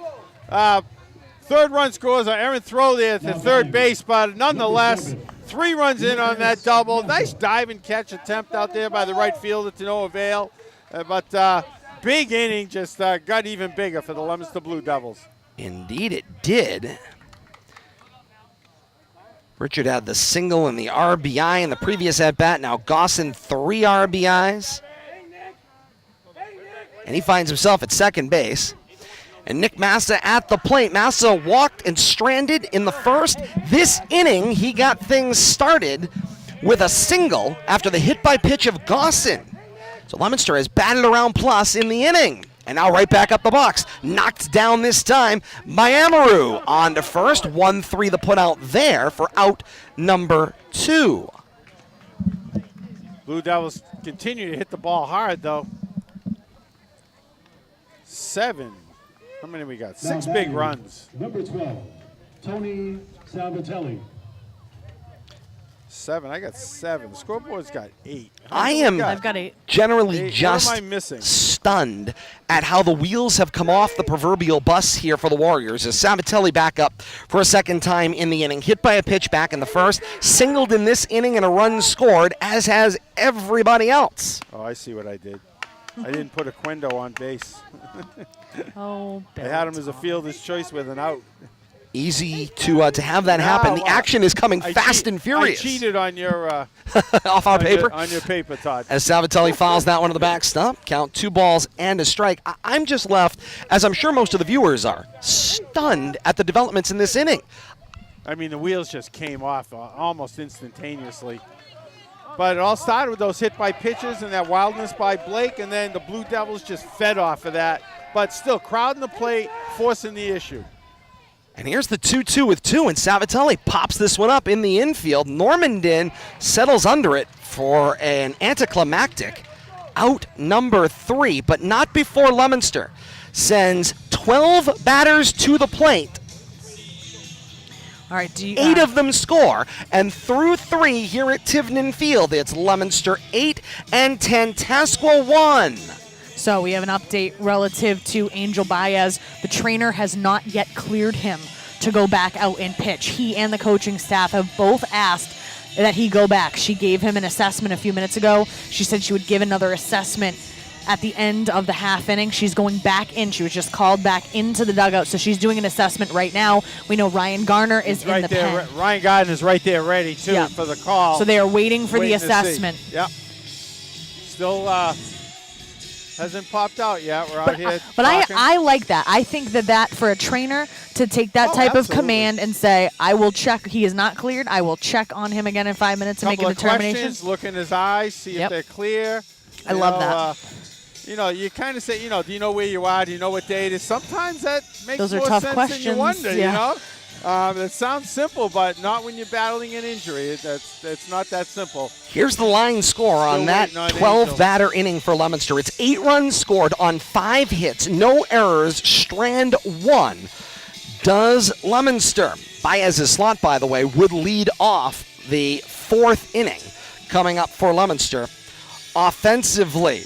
Meanwhile, you close the book on Miles Blake, who in his 2 innings of work, because he doesn't get credit for anything in the 3rd inning, he left with no outs, has surrendered, by my tally, 4 runs. They were earned. Officials are coming over to the Leominster dugout. They want an answer. They're waiting for the assessment. That's what the delay is. So they've got to decide what comes next, because he'll be given a reasonable amount of time to appear, and the answer is he will not come out. Angel Baez is out of the ball game. Yep. So both starting pitchers have been chased from this one. Miles Blake was chased by the Leominster Bats. Angel Baez was chased by being a base runner who was hit by 2 pitches in the ball game and trying to extend the lead in the inning, slides headfirst, gets mashed in the game by Henry Blake on a play at the plate, and Angel Baez is out of the ball game on a trainer holdover for a potential head injury. So I'm going to basically, have a little bit of a conversation with both of you. Angel Baez, one of the best athletes on the field overall in his ability, not only just as a pitcher, but as a batter, and especially with his speed. I'm going to make an assumption, and if I am wrong, then, again, I'm making the assumption. Coach Barnaby sends him, because of his athleticism, because of his speed, but you have a close play at home. That's a difficult situation to put Baez in this type of a game. You got those juices flowing. He is that consummate athlete. It's kind of like trying to hold the reins on a thoroughbred. When you don't have time to make that decision at that time. Exactly. You're doing what's best to score at that moment. You have a play going on. Here comes a runner. He's a fast runner. Correct. It's my pitcher. I don't want to get him hurt. I don't know if all of that's going through Coach Barnaby's head that fast. But, he could be having second. But it's a play. You get hit by a lot of different stuff. At the end of the day, you're an athlete. You can't play and worry about getting hurt. But what I will say is this 8-0 lead makes it an easier decision. 8-1 makes it an easier decision to pull Baez out. Right. No questions asked. It's a close game. We need our horse out there. So I think there's a couple of factors going in this. I hope Angel's okay going forward. Maybe we can get a word from the coaching staff, at least post-game, to see where he stands. But I think this is just as much precautionary as it is to possibly treat an injury that he might have sustained. Well, I mean, and the other thing is you're talking about a teenager, with a potential for a head and neck injury. You're not going to be like, hey, do you think you can go? Because the answer is going to be, yep. Oh, yeah. Yep, I can go. That's the difference between athletics 30 years ago and athletics today. Correct. And the way the rules have been structured. If you are just joining us here on RFM, things have changed, albeit dramatically, as we go to the top of the 4th inning, when Leominster went from 1-0 down into the bottom of the 3rd to now up 8-1 after a 12-batter, 8-run 3rd. Both starters out of the game. It's 3-4-5 due up. Krok-Malnitsky, Blake, and Normandin due up in the 4th for the Warriors. Krok-Malnitsky is down 0-2 in this one. Hit on the ground, it rolls up the baseline. Salvatelli plays it in foul territory outside the line, and it's an 0-2 count. Bill Thomas, you took a walk over to the Leominster dugout. What were you able to find out? I did, and I got a report from the coach that Angel's a little shaken up, but this move is more precautionary. The trainer's being cautious. So, err on the side of caution in this game. And as you said, 7-run lead. He's not pulled because of a specific injury. So Correct. It's more of a cautionary tale for Angel tonight.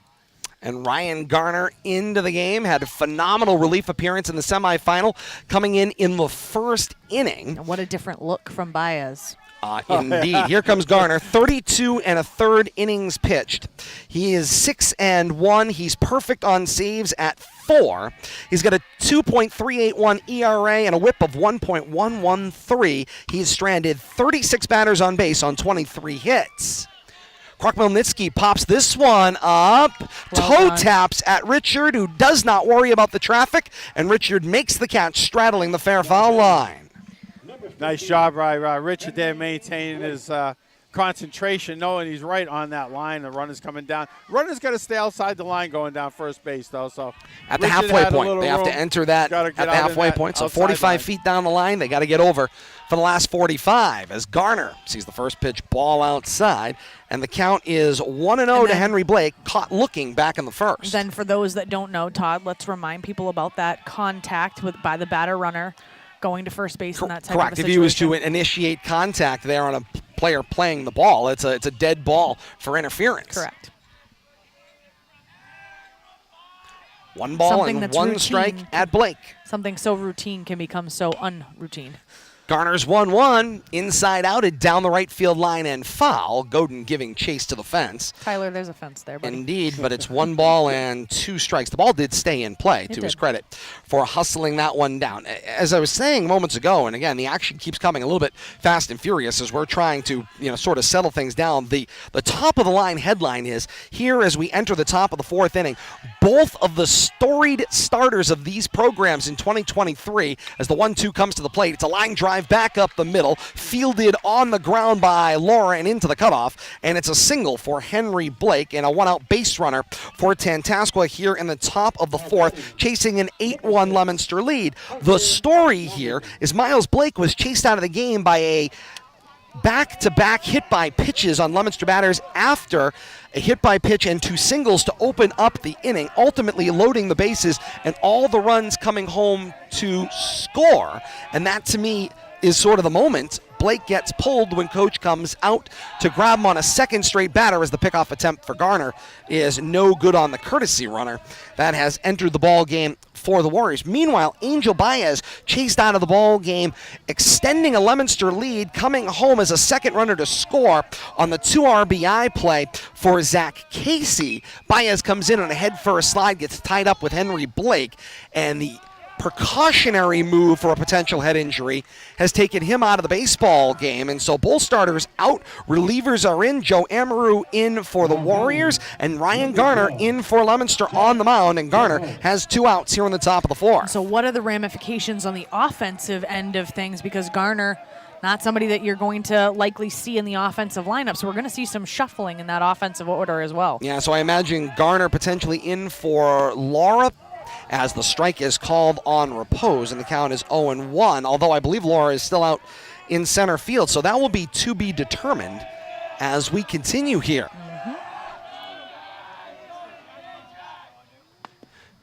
This one pulled foul outside the line at third base by Repose. Who do you have for 0-2. That's Laura. That is Laura? Yeah, Laura, the center fielder, was not hitting in the lineup. So would he get inserted in?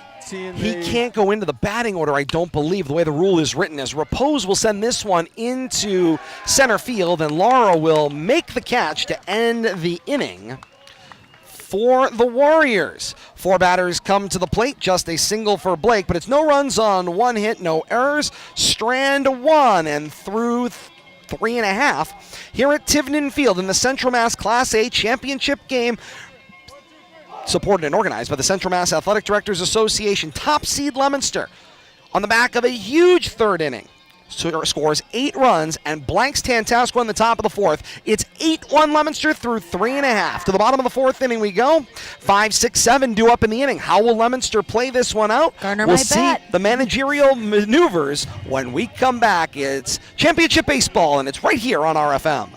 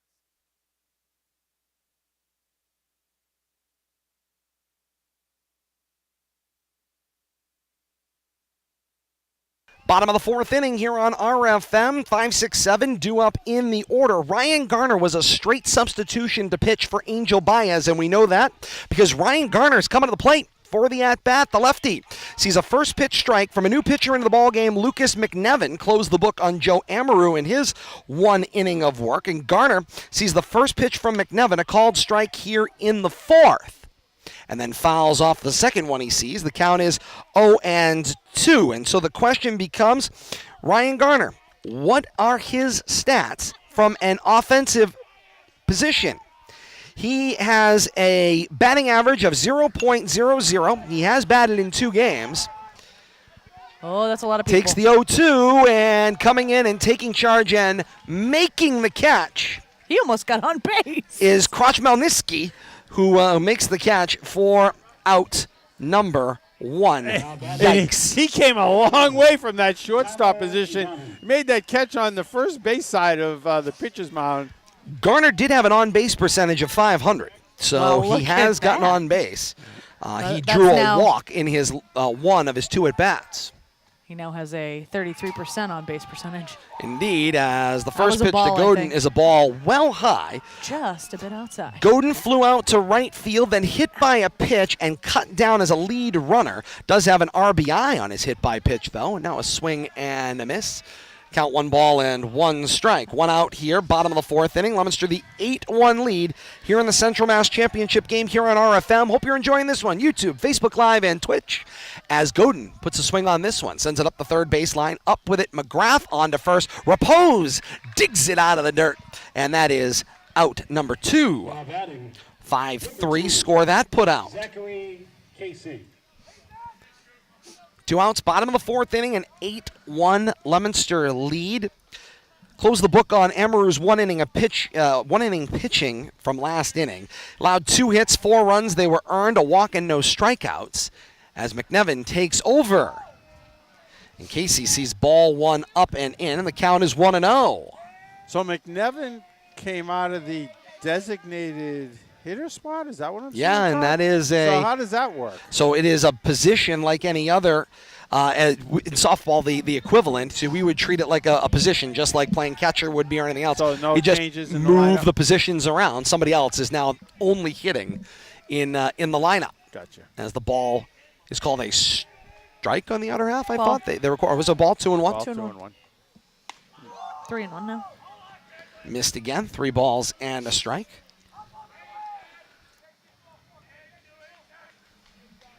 Casey with the wiggle.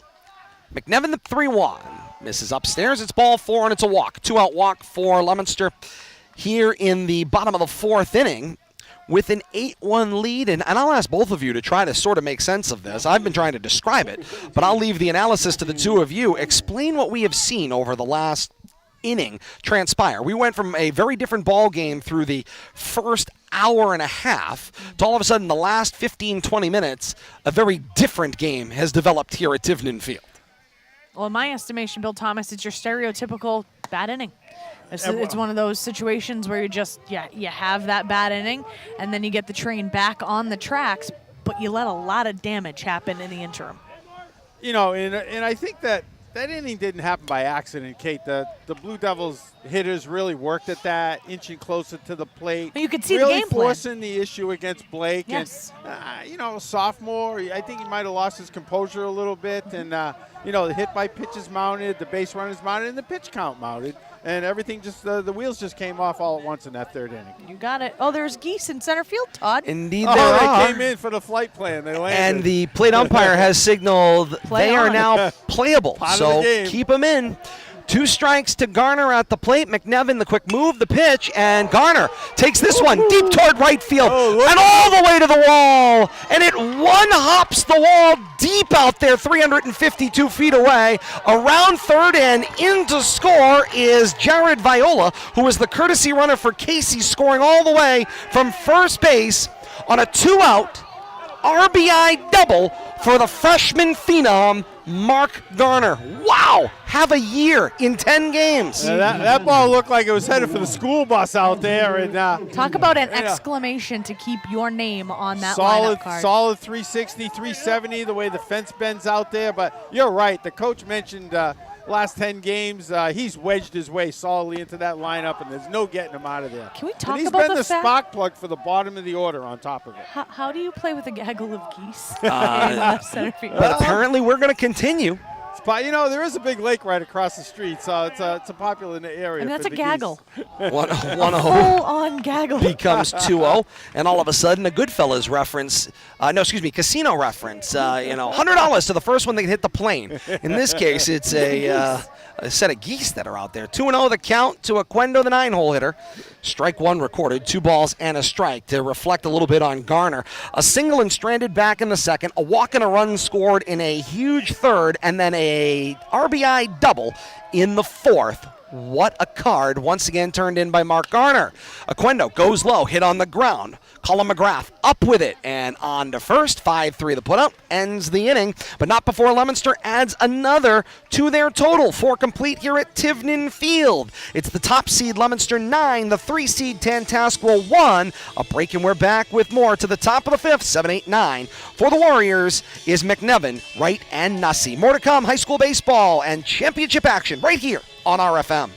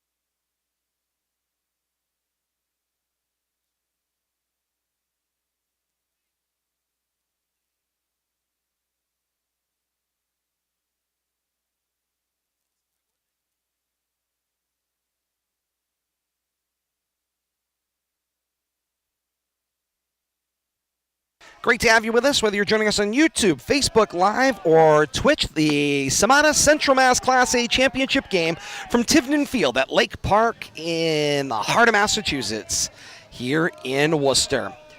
Top of the 5th inning. Lucas McNevin, now the pitcher of record, and he's not happy as he tomahawks the bat outside the box. He's in the hole 0-2, frustrated with himself. That was an gnarly pitch. Indeed it was. From Garner, here's the 0-2, misses top shelf. Count 1 ball, 2 strikes to the leadoff batter, McNevin, in this top of the 5th inning. A 9-1 Leominster lead. Garner ready. Kicks. The 1-2. Come on and missed. Well, nice command that Ryan has, mixing his pitches up nicely, but how difficult must it be for the Tantasqua Warriors to go from Angel Baez throwing smoke, not really knowing where the ball's going. All of a sudden, you got a curveball pitch that's around the plate with every pitch. And Garner told us at the end of the last game, after he made his 5 2/3 inning relief appearance in that one, that the slider is really his pitch that he believes is most deadly. And you've certainly seen it. It's sort of that slider slurve. The ball comes in on that sort of 3/4 plane, as he's now ahead 0-1 of Ryan Wright. Well, kudos to Garner. 0-1 in the bucket, strike 2. Kudos to Garner for being able to get warmed up so quickly as well. A lot of times when you have something happen that quickly, it becomes difficult to get settled in. But he's had so much experience coming in difficult situations that he's essentially, this is another day at the office for him. 0-2 pitch, misses outside, 1 ball, 2 strikes. The Husson bound. Ryan Garner, Division III school up in the northernmost part of Maine. Get your long undies ready. Here's the 1-2 breaking ball, fisted on the ground by Wright. It will be outside of first as Jake Richard kills the ball foul outside of first base. We'll try another 1-2 pitch. But Garner, and this is a credit, Kate, always being ready. Just because you don't get the start doesn't mean that you didn't warm up before the game, doesn't mean that you aren't mentally locked in and ready. And he just knew the opportunity, next man up, okay, my turn to pitch, get loose, and here we go. The mental aspect of that. The 1-2 pitch popped up in the infield.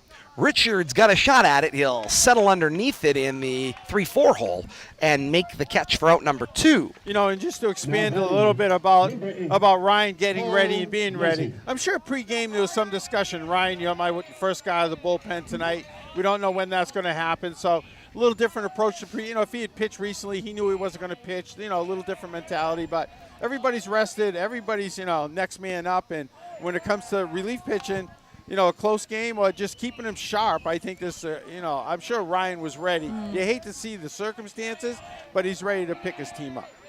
The 0-1 to right, cut on and missed on that off-speed pitch. He grounded out back to the pitcher who was Baez at the time. Back in the 3rd, count is 0-2. His team also gave him a generous lead so he could go out there and have some fun tonight, Bill Thomas. Exactly, just kind of chuck it up there, working that curveball, that slider slurve. Good time to get, work on your mechanics and get ready for that state tournament because you're going to get some innings in that tournament. 1-2 the count to Nussey. Here comes Garner's 1-2 breaking ball. Nussey pulls this one at the shortstop. Massa plays it off his hip, and that is going to be an E6 in the infield. Get in front of it.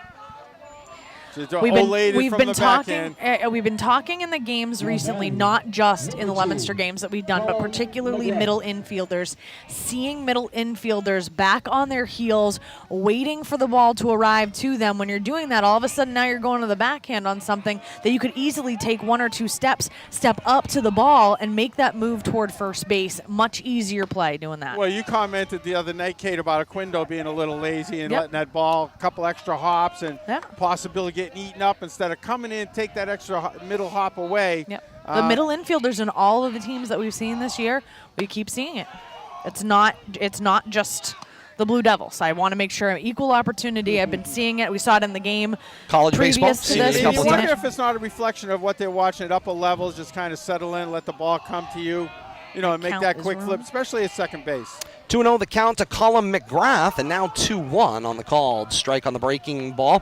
McGrath foul fly out back in the 1st, outside of first, then grounded out to second base. So certainly right side of the infield need be alert on this one. Here's the 2-1. Goes down, lifts this one to the backstop foul. 2 balls and 2 strikes. Garner continues to be around the plate with everything, showing that occasional high fastball out of the zone, but just a steady diet. Curveball, slurve, whatever you want to call it, it's working for him tonight. Nussi leads off a first. The 2-2 pitch is pulled foul, and Nice attempt. yeah, Coach LaRue makes a great effort at it. He himself, by the way, a former minor leaguer, was drafted by the Mets organization back when his college career ended. Played a little bit around the minors and So he then met came Mr. into Met? education. That's a good question.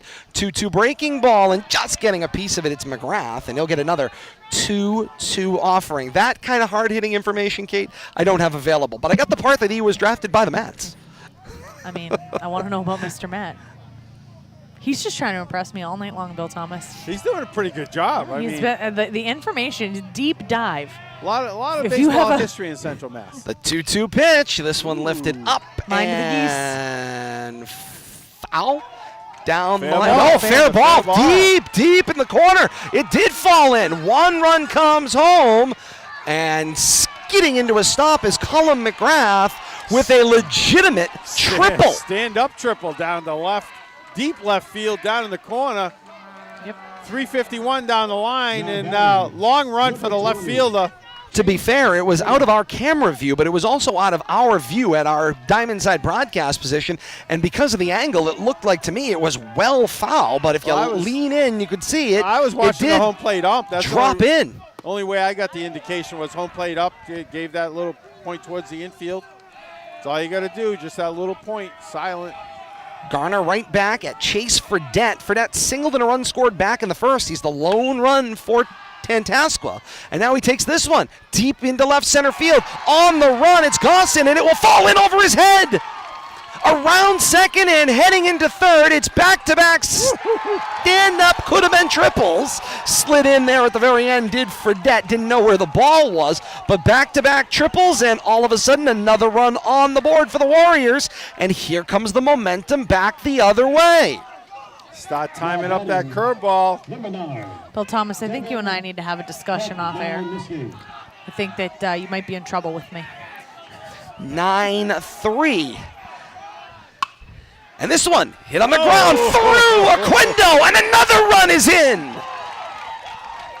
All of this with 2 outs. The first 2 batters of this 5th inning. Swinging strikeout McNevin, right, flies out to first base, and then it was reach on an error for Nussi. Then it was Colin McGrath, triple scoring Nussi. Then a triple for Fredette, scoring McGrath, and now a hot shot by Devin Krokmelnitsky, and all of a sudden he's got an RBI, and it's 9-4, and Coach Valls is out of the dugout to talk things over with his infield and his pitcher. Holy Toledo. Well, that certainly didn't take very long, but a couple of long fly balls leading to those triples. But that's a hard hit ball in the infield. And that, right, they ate That Aquendo blew up. up on top of it. You're right. And, you know, that had face written all over it if he didn't get his head out of the way. That last hop just came right up over his shoulder. He's lucky he didn't eat that one. But the one, and that's something that you can't do anything with. Like, it just, We you promised tip your cap. Promised you an exciting championship game, and here come the Warriors charging back with a 3-run, 2-out effort here in the top of the 5th inning, and still some fun to be had. As Krokmelnitsky, with his RBI, stands down at first with that hard hit single. And now Henry Blake comes to the plate, caught looking back in the first, and a single in the 4th, and stranded. Henry Blake.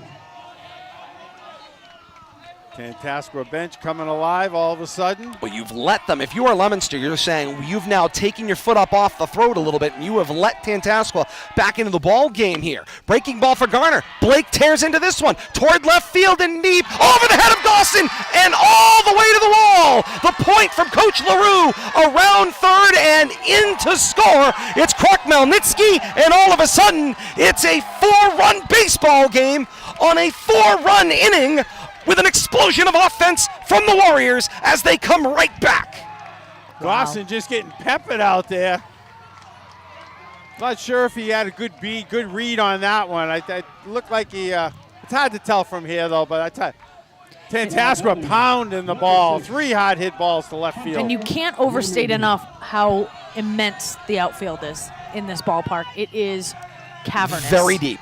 If you think Doyle Field looks like a deep, old-fashioned ballpark, here at Tivnan Field, it is a very deep, very old-fashioned ballpark that follows the landscape nestled into Lake Park. Still 2 outs, still a runner on second base, 4 runs in the inning for the Warriors. Garner comes to the plate with strike 1 to Hunter Normandin. Normandin was hit by a pitch, then picked off by Baez at first back in the second, then flew out to second base last inning. You know, let's not forget this all happened with 2 outs. Truth. Garner looks over the front leg. The pitch fouled up out of play with some Arnold Palmer English as this one's sent out of play. And the count 0-2 to Normandin with 2 outs here in the top of the 5th inning.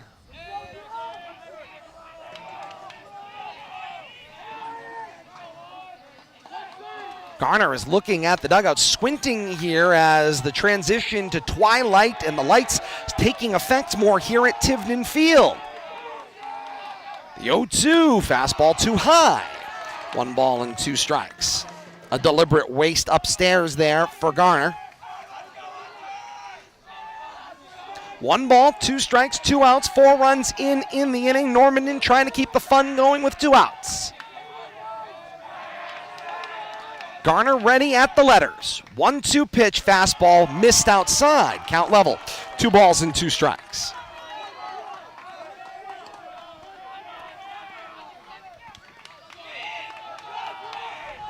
Both teams up at the benches and screaming for their respective side. 2 balls, 2 strikes, 2 outs, top of the 5th. Breaking ball, foul tip, cut on and missed. Inning over. First 2 outs came seemingly very easy and seemingly a long time ago as McNevin struck out swinging. Wright flew out to first base, but then it's an E6 on the shortstop Nick Massa for Cole Nussey. Nussey then gets tripled home on the RBI by Colin McGrath. Then Chase Fredette, a triple to replace McGrath and score McGrath on the play. Then it's a single scoring Fredette by Krok-Melniski. Then it's a double scoring Krok-Melniski by Blake and the RBI. And then Hunter Normandin ends the inning swinging on the foul tip to end the 5th. 4 runs in the inning for the Warriors in the top of the 5th. Through 4.5 here in the Central Mass Class A Championship game, it is Leominster 9 and Tantasqua 5. More to come. We're far from done. Call your friends. YouTube, Facebook Live, and Twitch. Hop on now. Hey, if you're close enough, come on down to the ballpark. The price is right. It's plenty of fun and excitement left in this one. Stick and stay with us. Championship Baseball right here on RFM.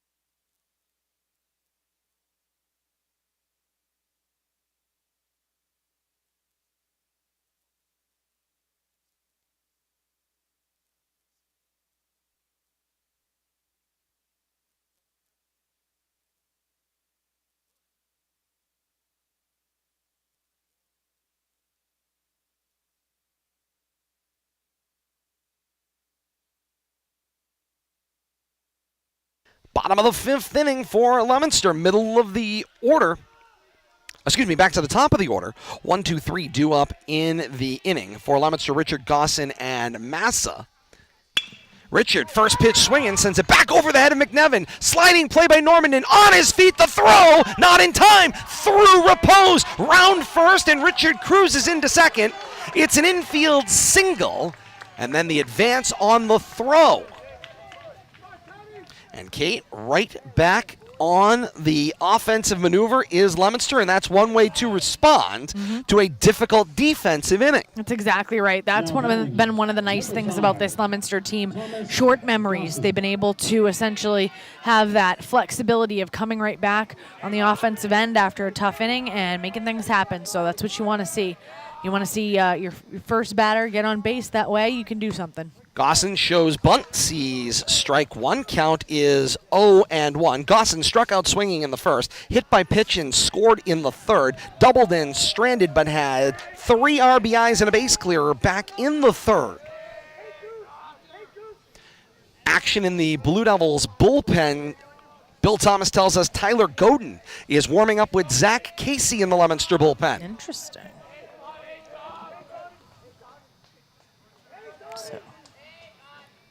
Gosson with an 0-1 count. McNevin, third pitcher in the game for the Warriors. Strike 2.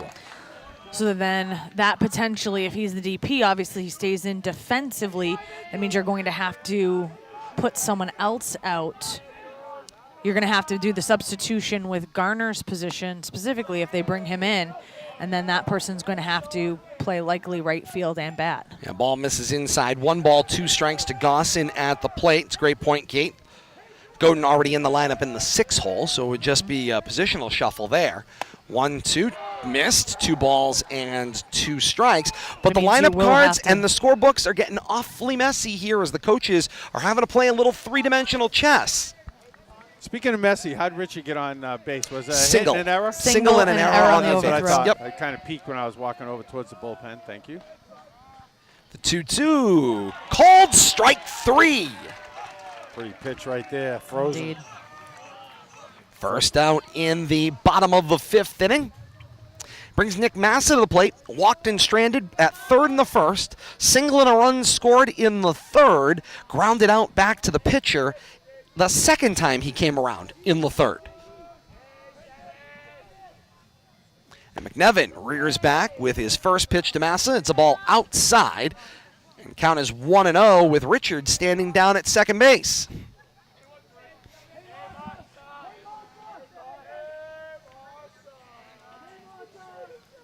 Richard breaks. 1-0 pitch is a called strike, and it's a steal for Richard. Henry Blake is apoplectic at the plate. He wanted the out. He thought the ball was there, but the tag was not down from McGrath. And Richard, I think, made a great use of a pop slide at third base to buy the call. Yeah, and I think he slid a little to the backside of the bag. And The other thing is the catch defender was in front of the bag. showed the official on the other side of the field, forgot that there were 3 umpires. That's right. 1 ball, 1 strike, 1 out. He had an umpire behind him. Yep, and that's who made the call. Perfect. And not used to playing with a third umpire, Nope, too. he Kate, showed so it to the first base umpire. Good point. 1-1, check swing, ball down. They will appeal to first, no swing, 2 balls and a strike. Well, and these are the types of situations when these calls don't go your way. You can see these Tantasqua players still frustrated by that call. Got to be able to, just Move on. Tip your cap, move on. Didn't get the call. Okay, next. Great steal, and off you go. 2 balls and a strike. Strike 2, count levels 2 balls and 2 strikes. Hope you're enjoying Championship Baseball here on RFM, YouTube, Facebook Live, and Twitch. If you are enjoying it, like, follow, and subscribe on your social media device of choice and your app of choice. Inside out, this one, a weak little line drive at Normandin at second. He'll make the catch for out number 2. If you are enjoying this Championship Baseball, well, the high school season far from over. We'll have postseason action for you here on RFM in the weeks ahead. Keep it tuned to our Twitter page at Media Rivalry for upcoming broadcasts and more baseball to come as Legion Baseball, specifically Leominster Legion Baseball, will be right here on RFM for 4 games this summer here on RFM. We're looking forward to that opportunity as Leominster Legion at Midland Field will make their first foray onto RFM. We're excited with that one. They're going to take on one of the huge powers in Massachusetts as Milford and Leominster Legion will square off in our first broadcast on opening day for Legion Baseball on Sunday, June 11th. Keep it tuned to Twitter for more information on that one. We're excited to expand the opportunity here with RFM in the summer, but also get some more baseball as this has become a sport of choice here on RFM. 2-1 to Tony Savatelli, misses upstairs, and it's 3 balls and a strike. We'll see a lot of these faces coming up on Legion Baseball this summer. Tony Savatelli and others all playing for this Leominster Legion squad.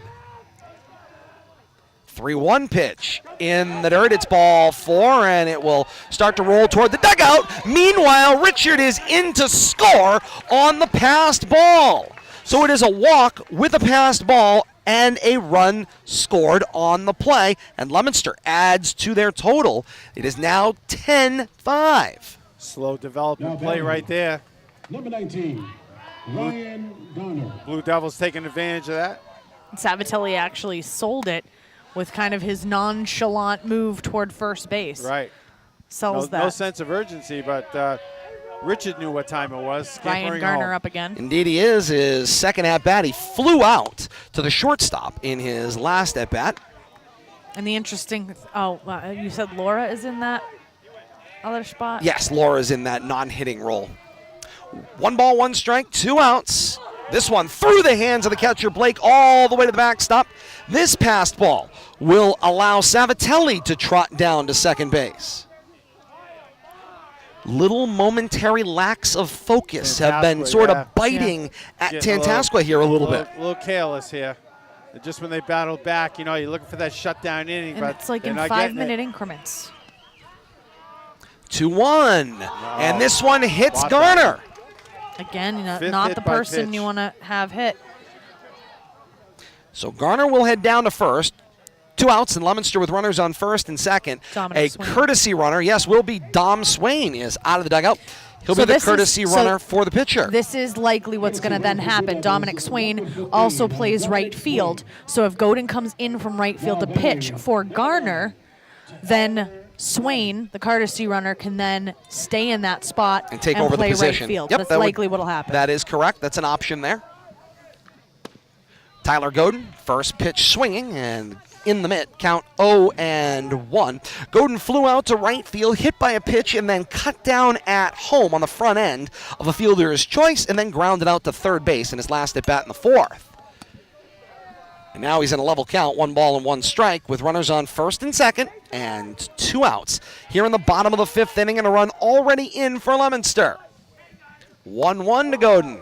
This is upstairs. 2 balls and a strike. One of the things I think Richie Barnaby in the summer, a softball coach, used to making these types of moves throughout the game. Very softball-esque tonight for Leominster from a managerial perspective. 2-1 line drive for Godin toward the geese in left field, and then it's under the glove of Nussi, and around third and in to score is Savatelli, and Leominster adds to their lead. It's 11-5. Good hustle right there. Good job by we got Coach Barnaby down there. Saw that little misplay out in left field. Took full advantage of it. Now batting, number 2. Godin gets a single. The error comes on the play in the outfield on the advancement. I don't think he was going to try to score there, but good job. Coach Barnaby saw a little fumble there and started waving him around. Swain advances down to second. Now Zach Casey, first pitch swinging. Ground ball right at third base and played by McGrath standing on third base. And so that becomes a 5 unassisted to retire Casey and the Leominster threat in the 5th. But not before Leominster brings in 2 more runs in the inning with just the 2 hits. So 2 runs on 2 hits. Mix in a couple of walks and a hit by pitch there. Add an error as well, and Leominster strands 2 in the inning. So it's 2 runs on 2 hits, an error, and 2 left on base. Through 5 here at Tivnan Field. It's Leominster 11 and Tantasqua 5. Central Mass Championship Class A High School Baseball right here on RFM.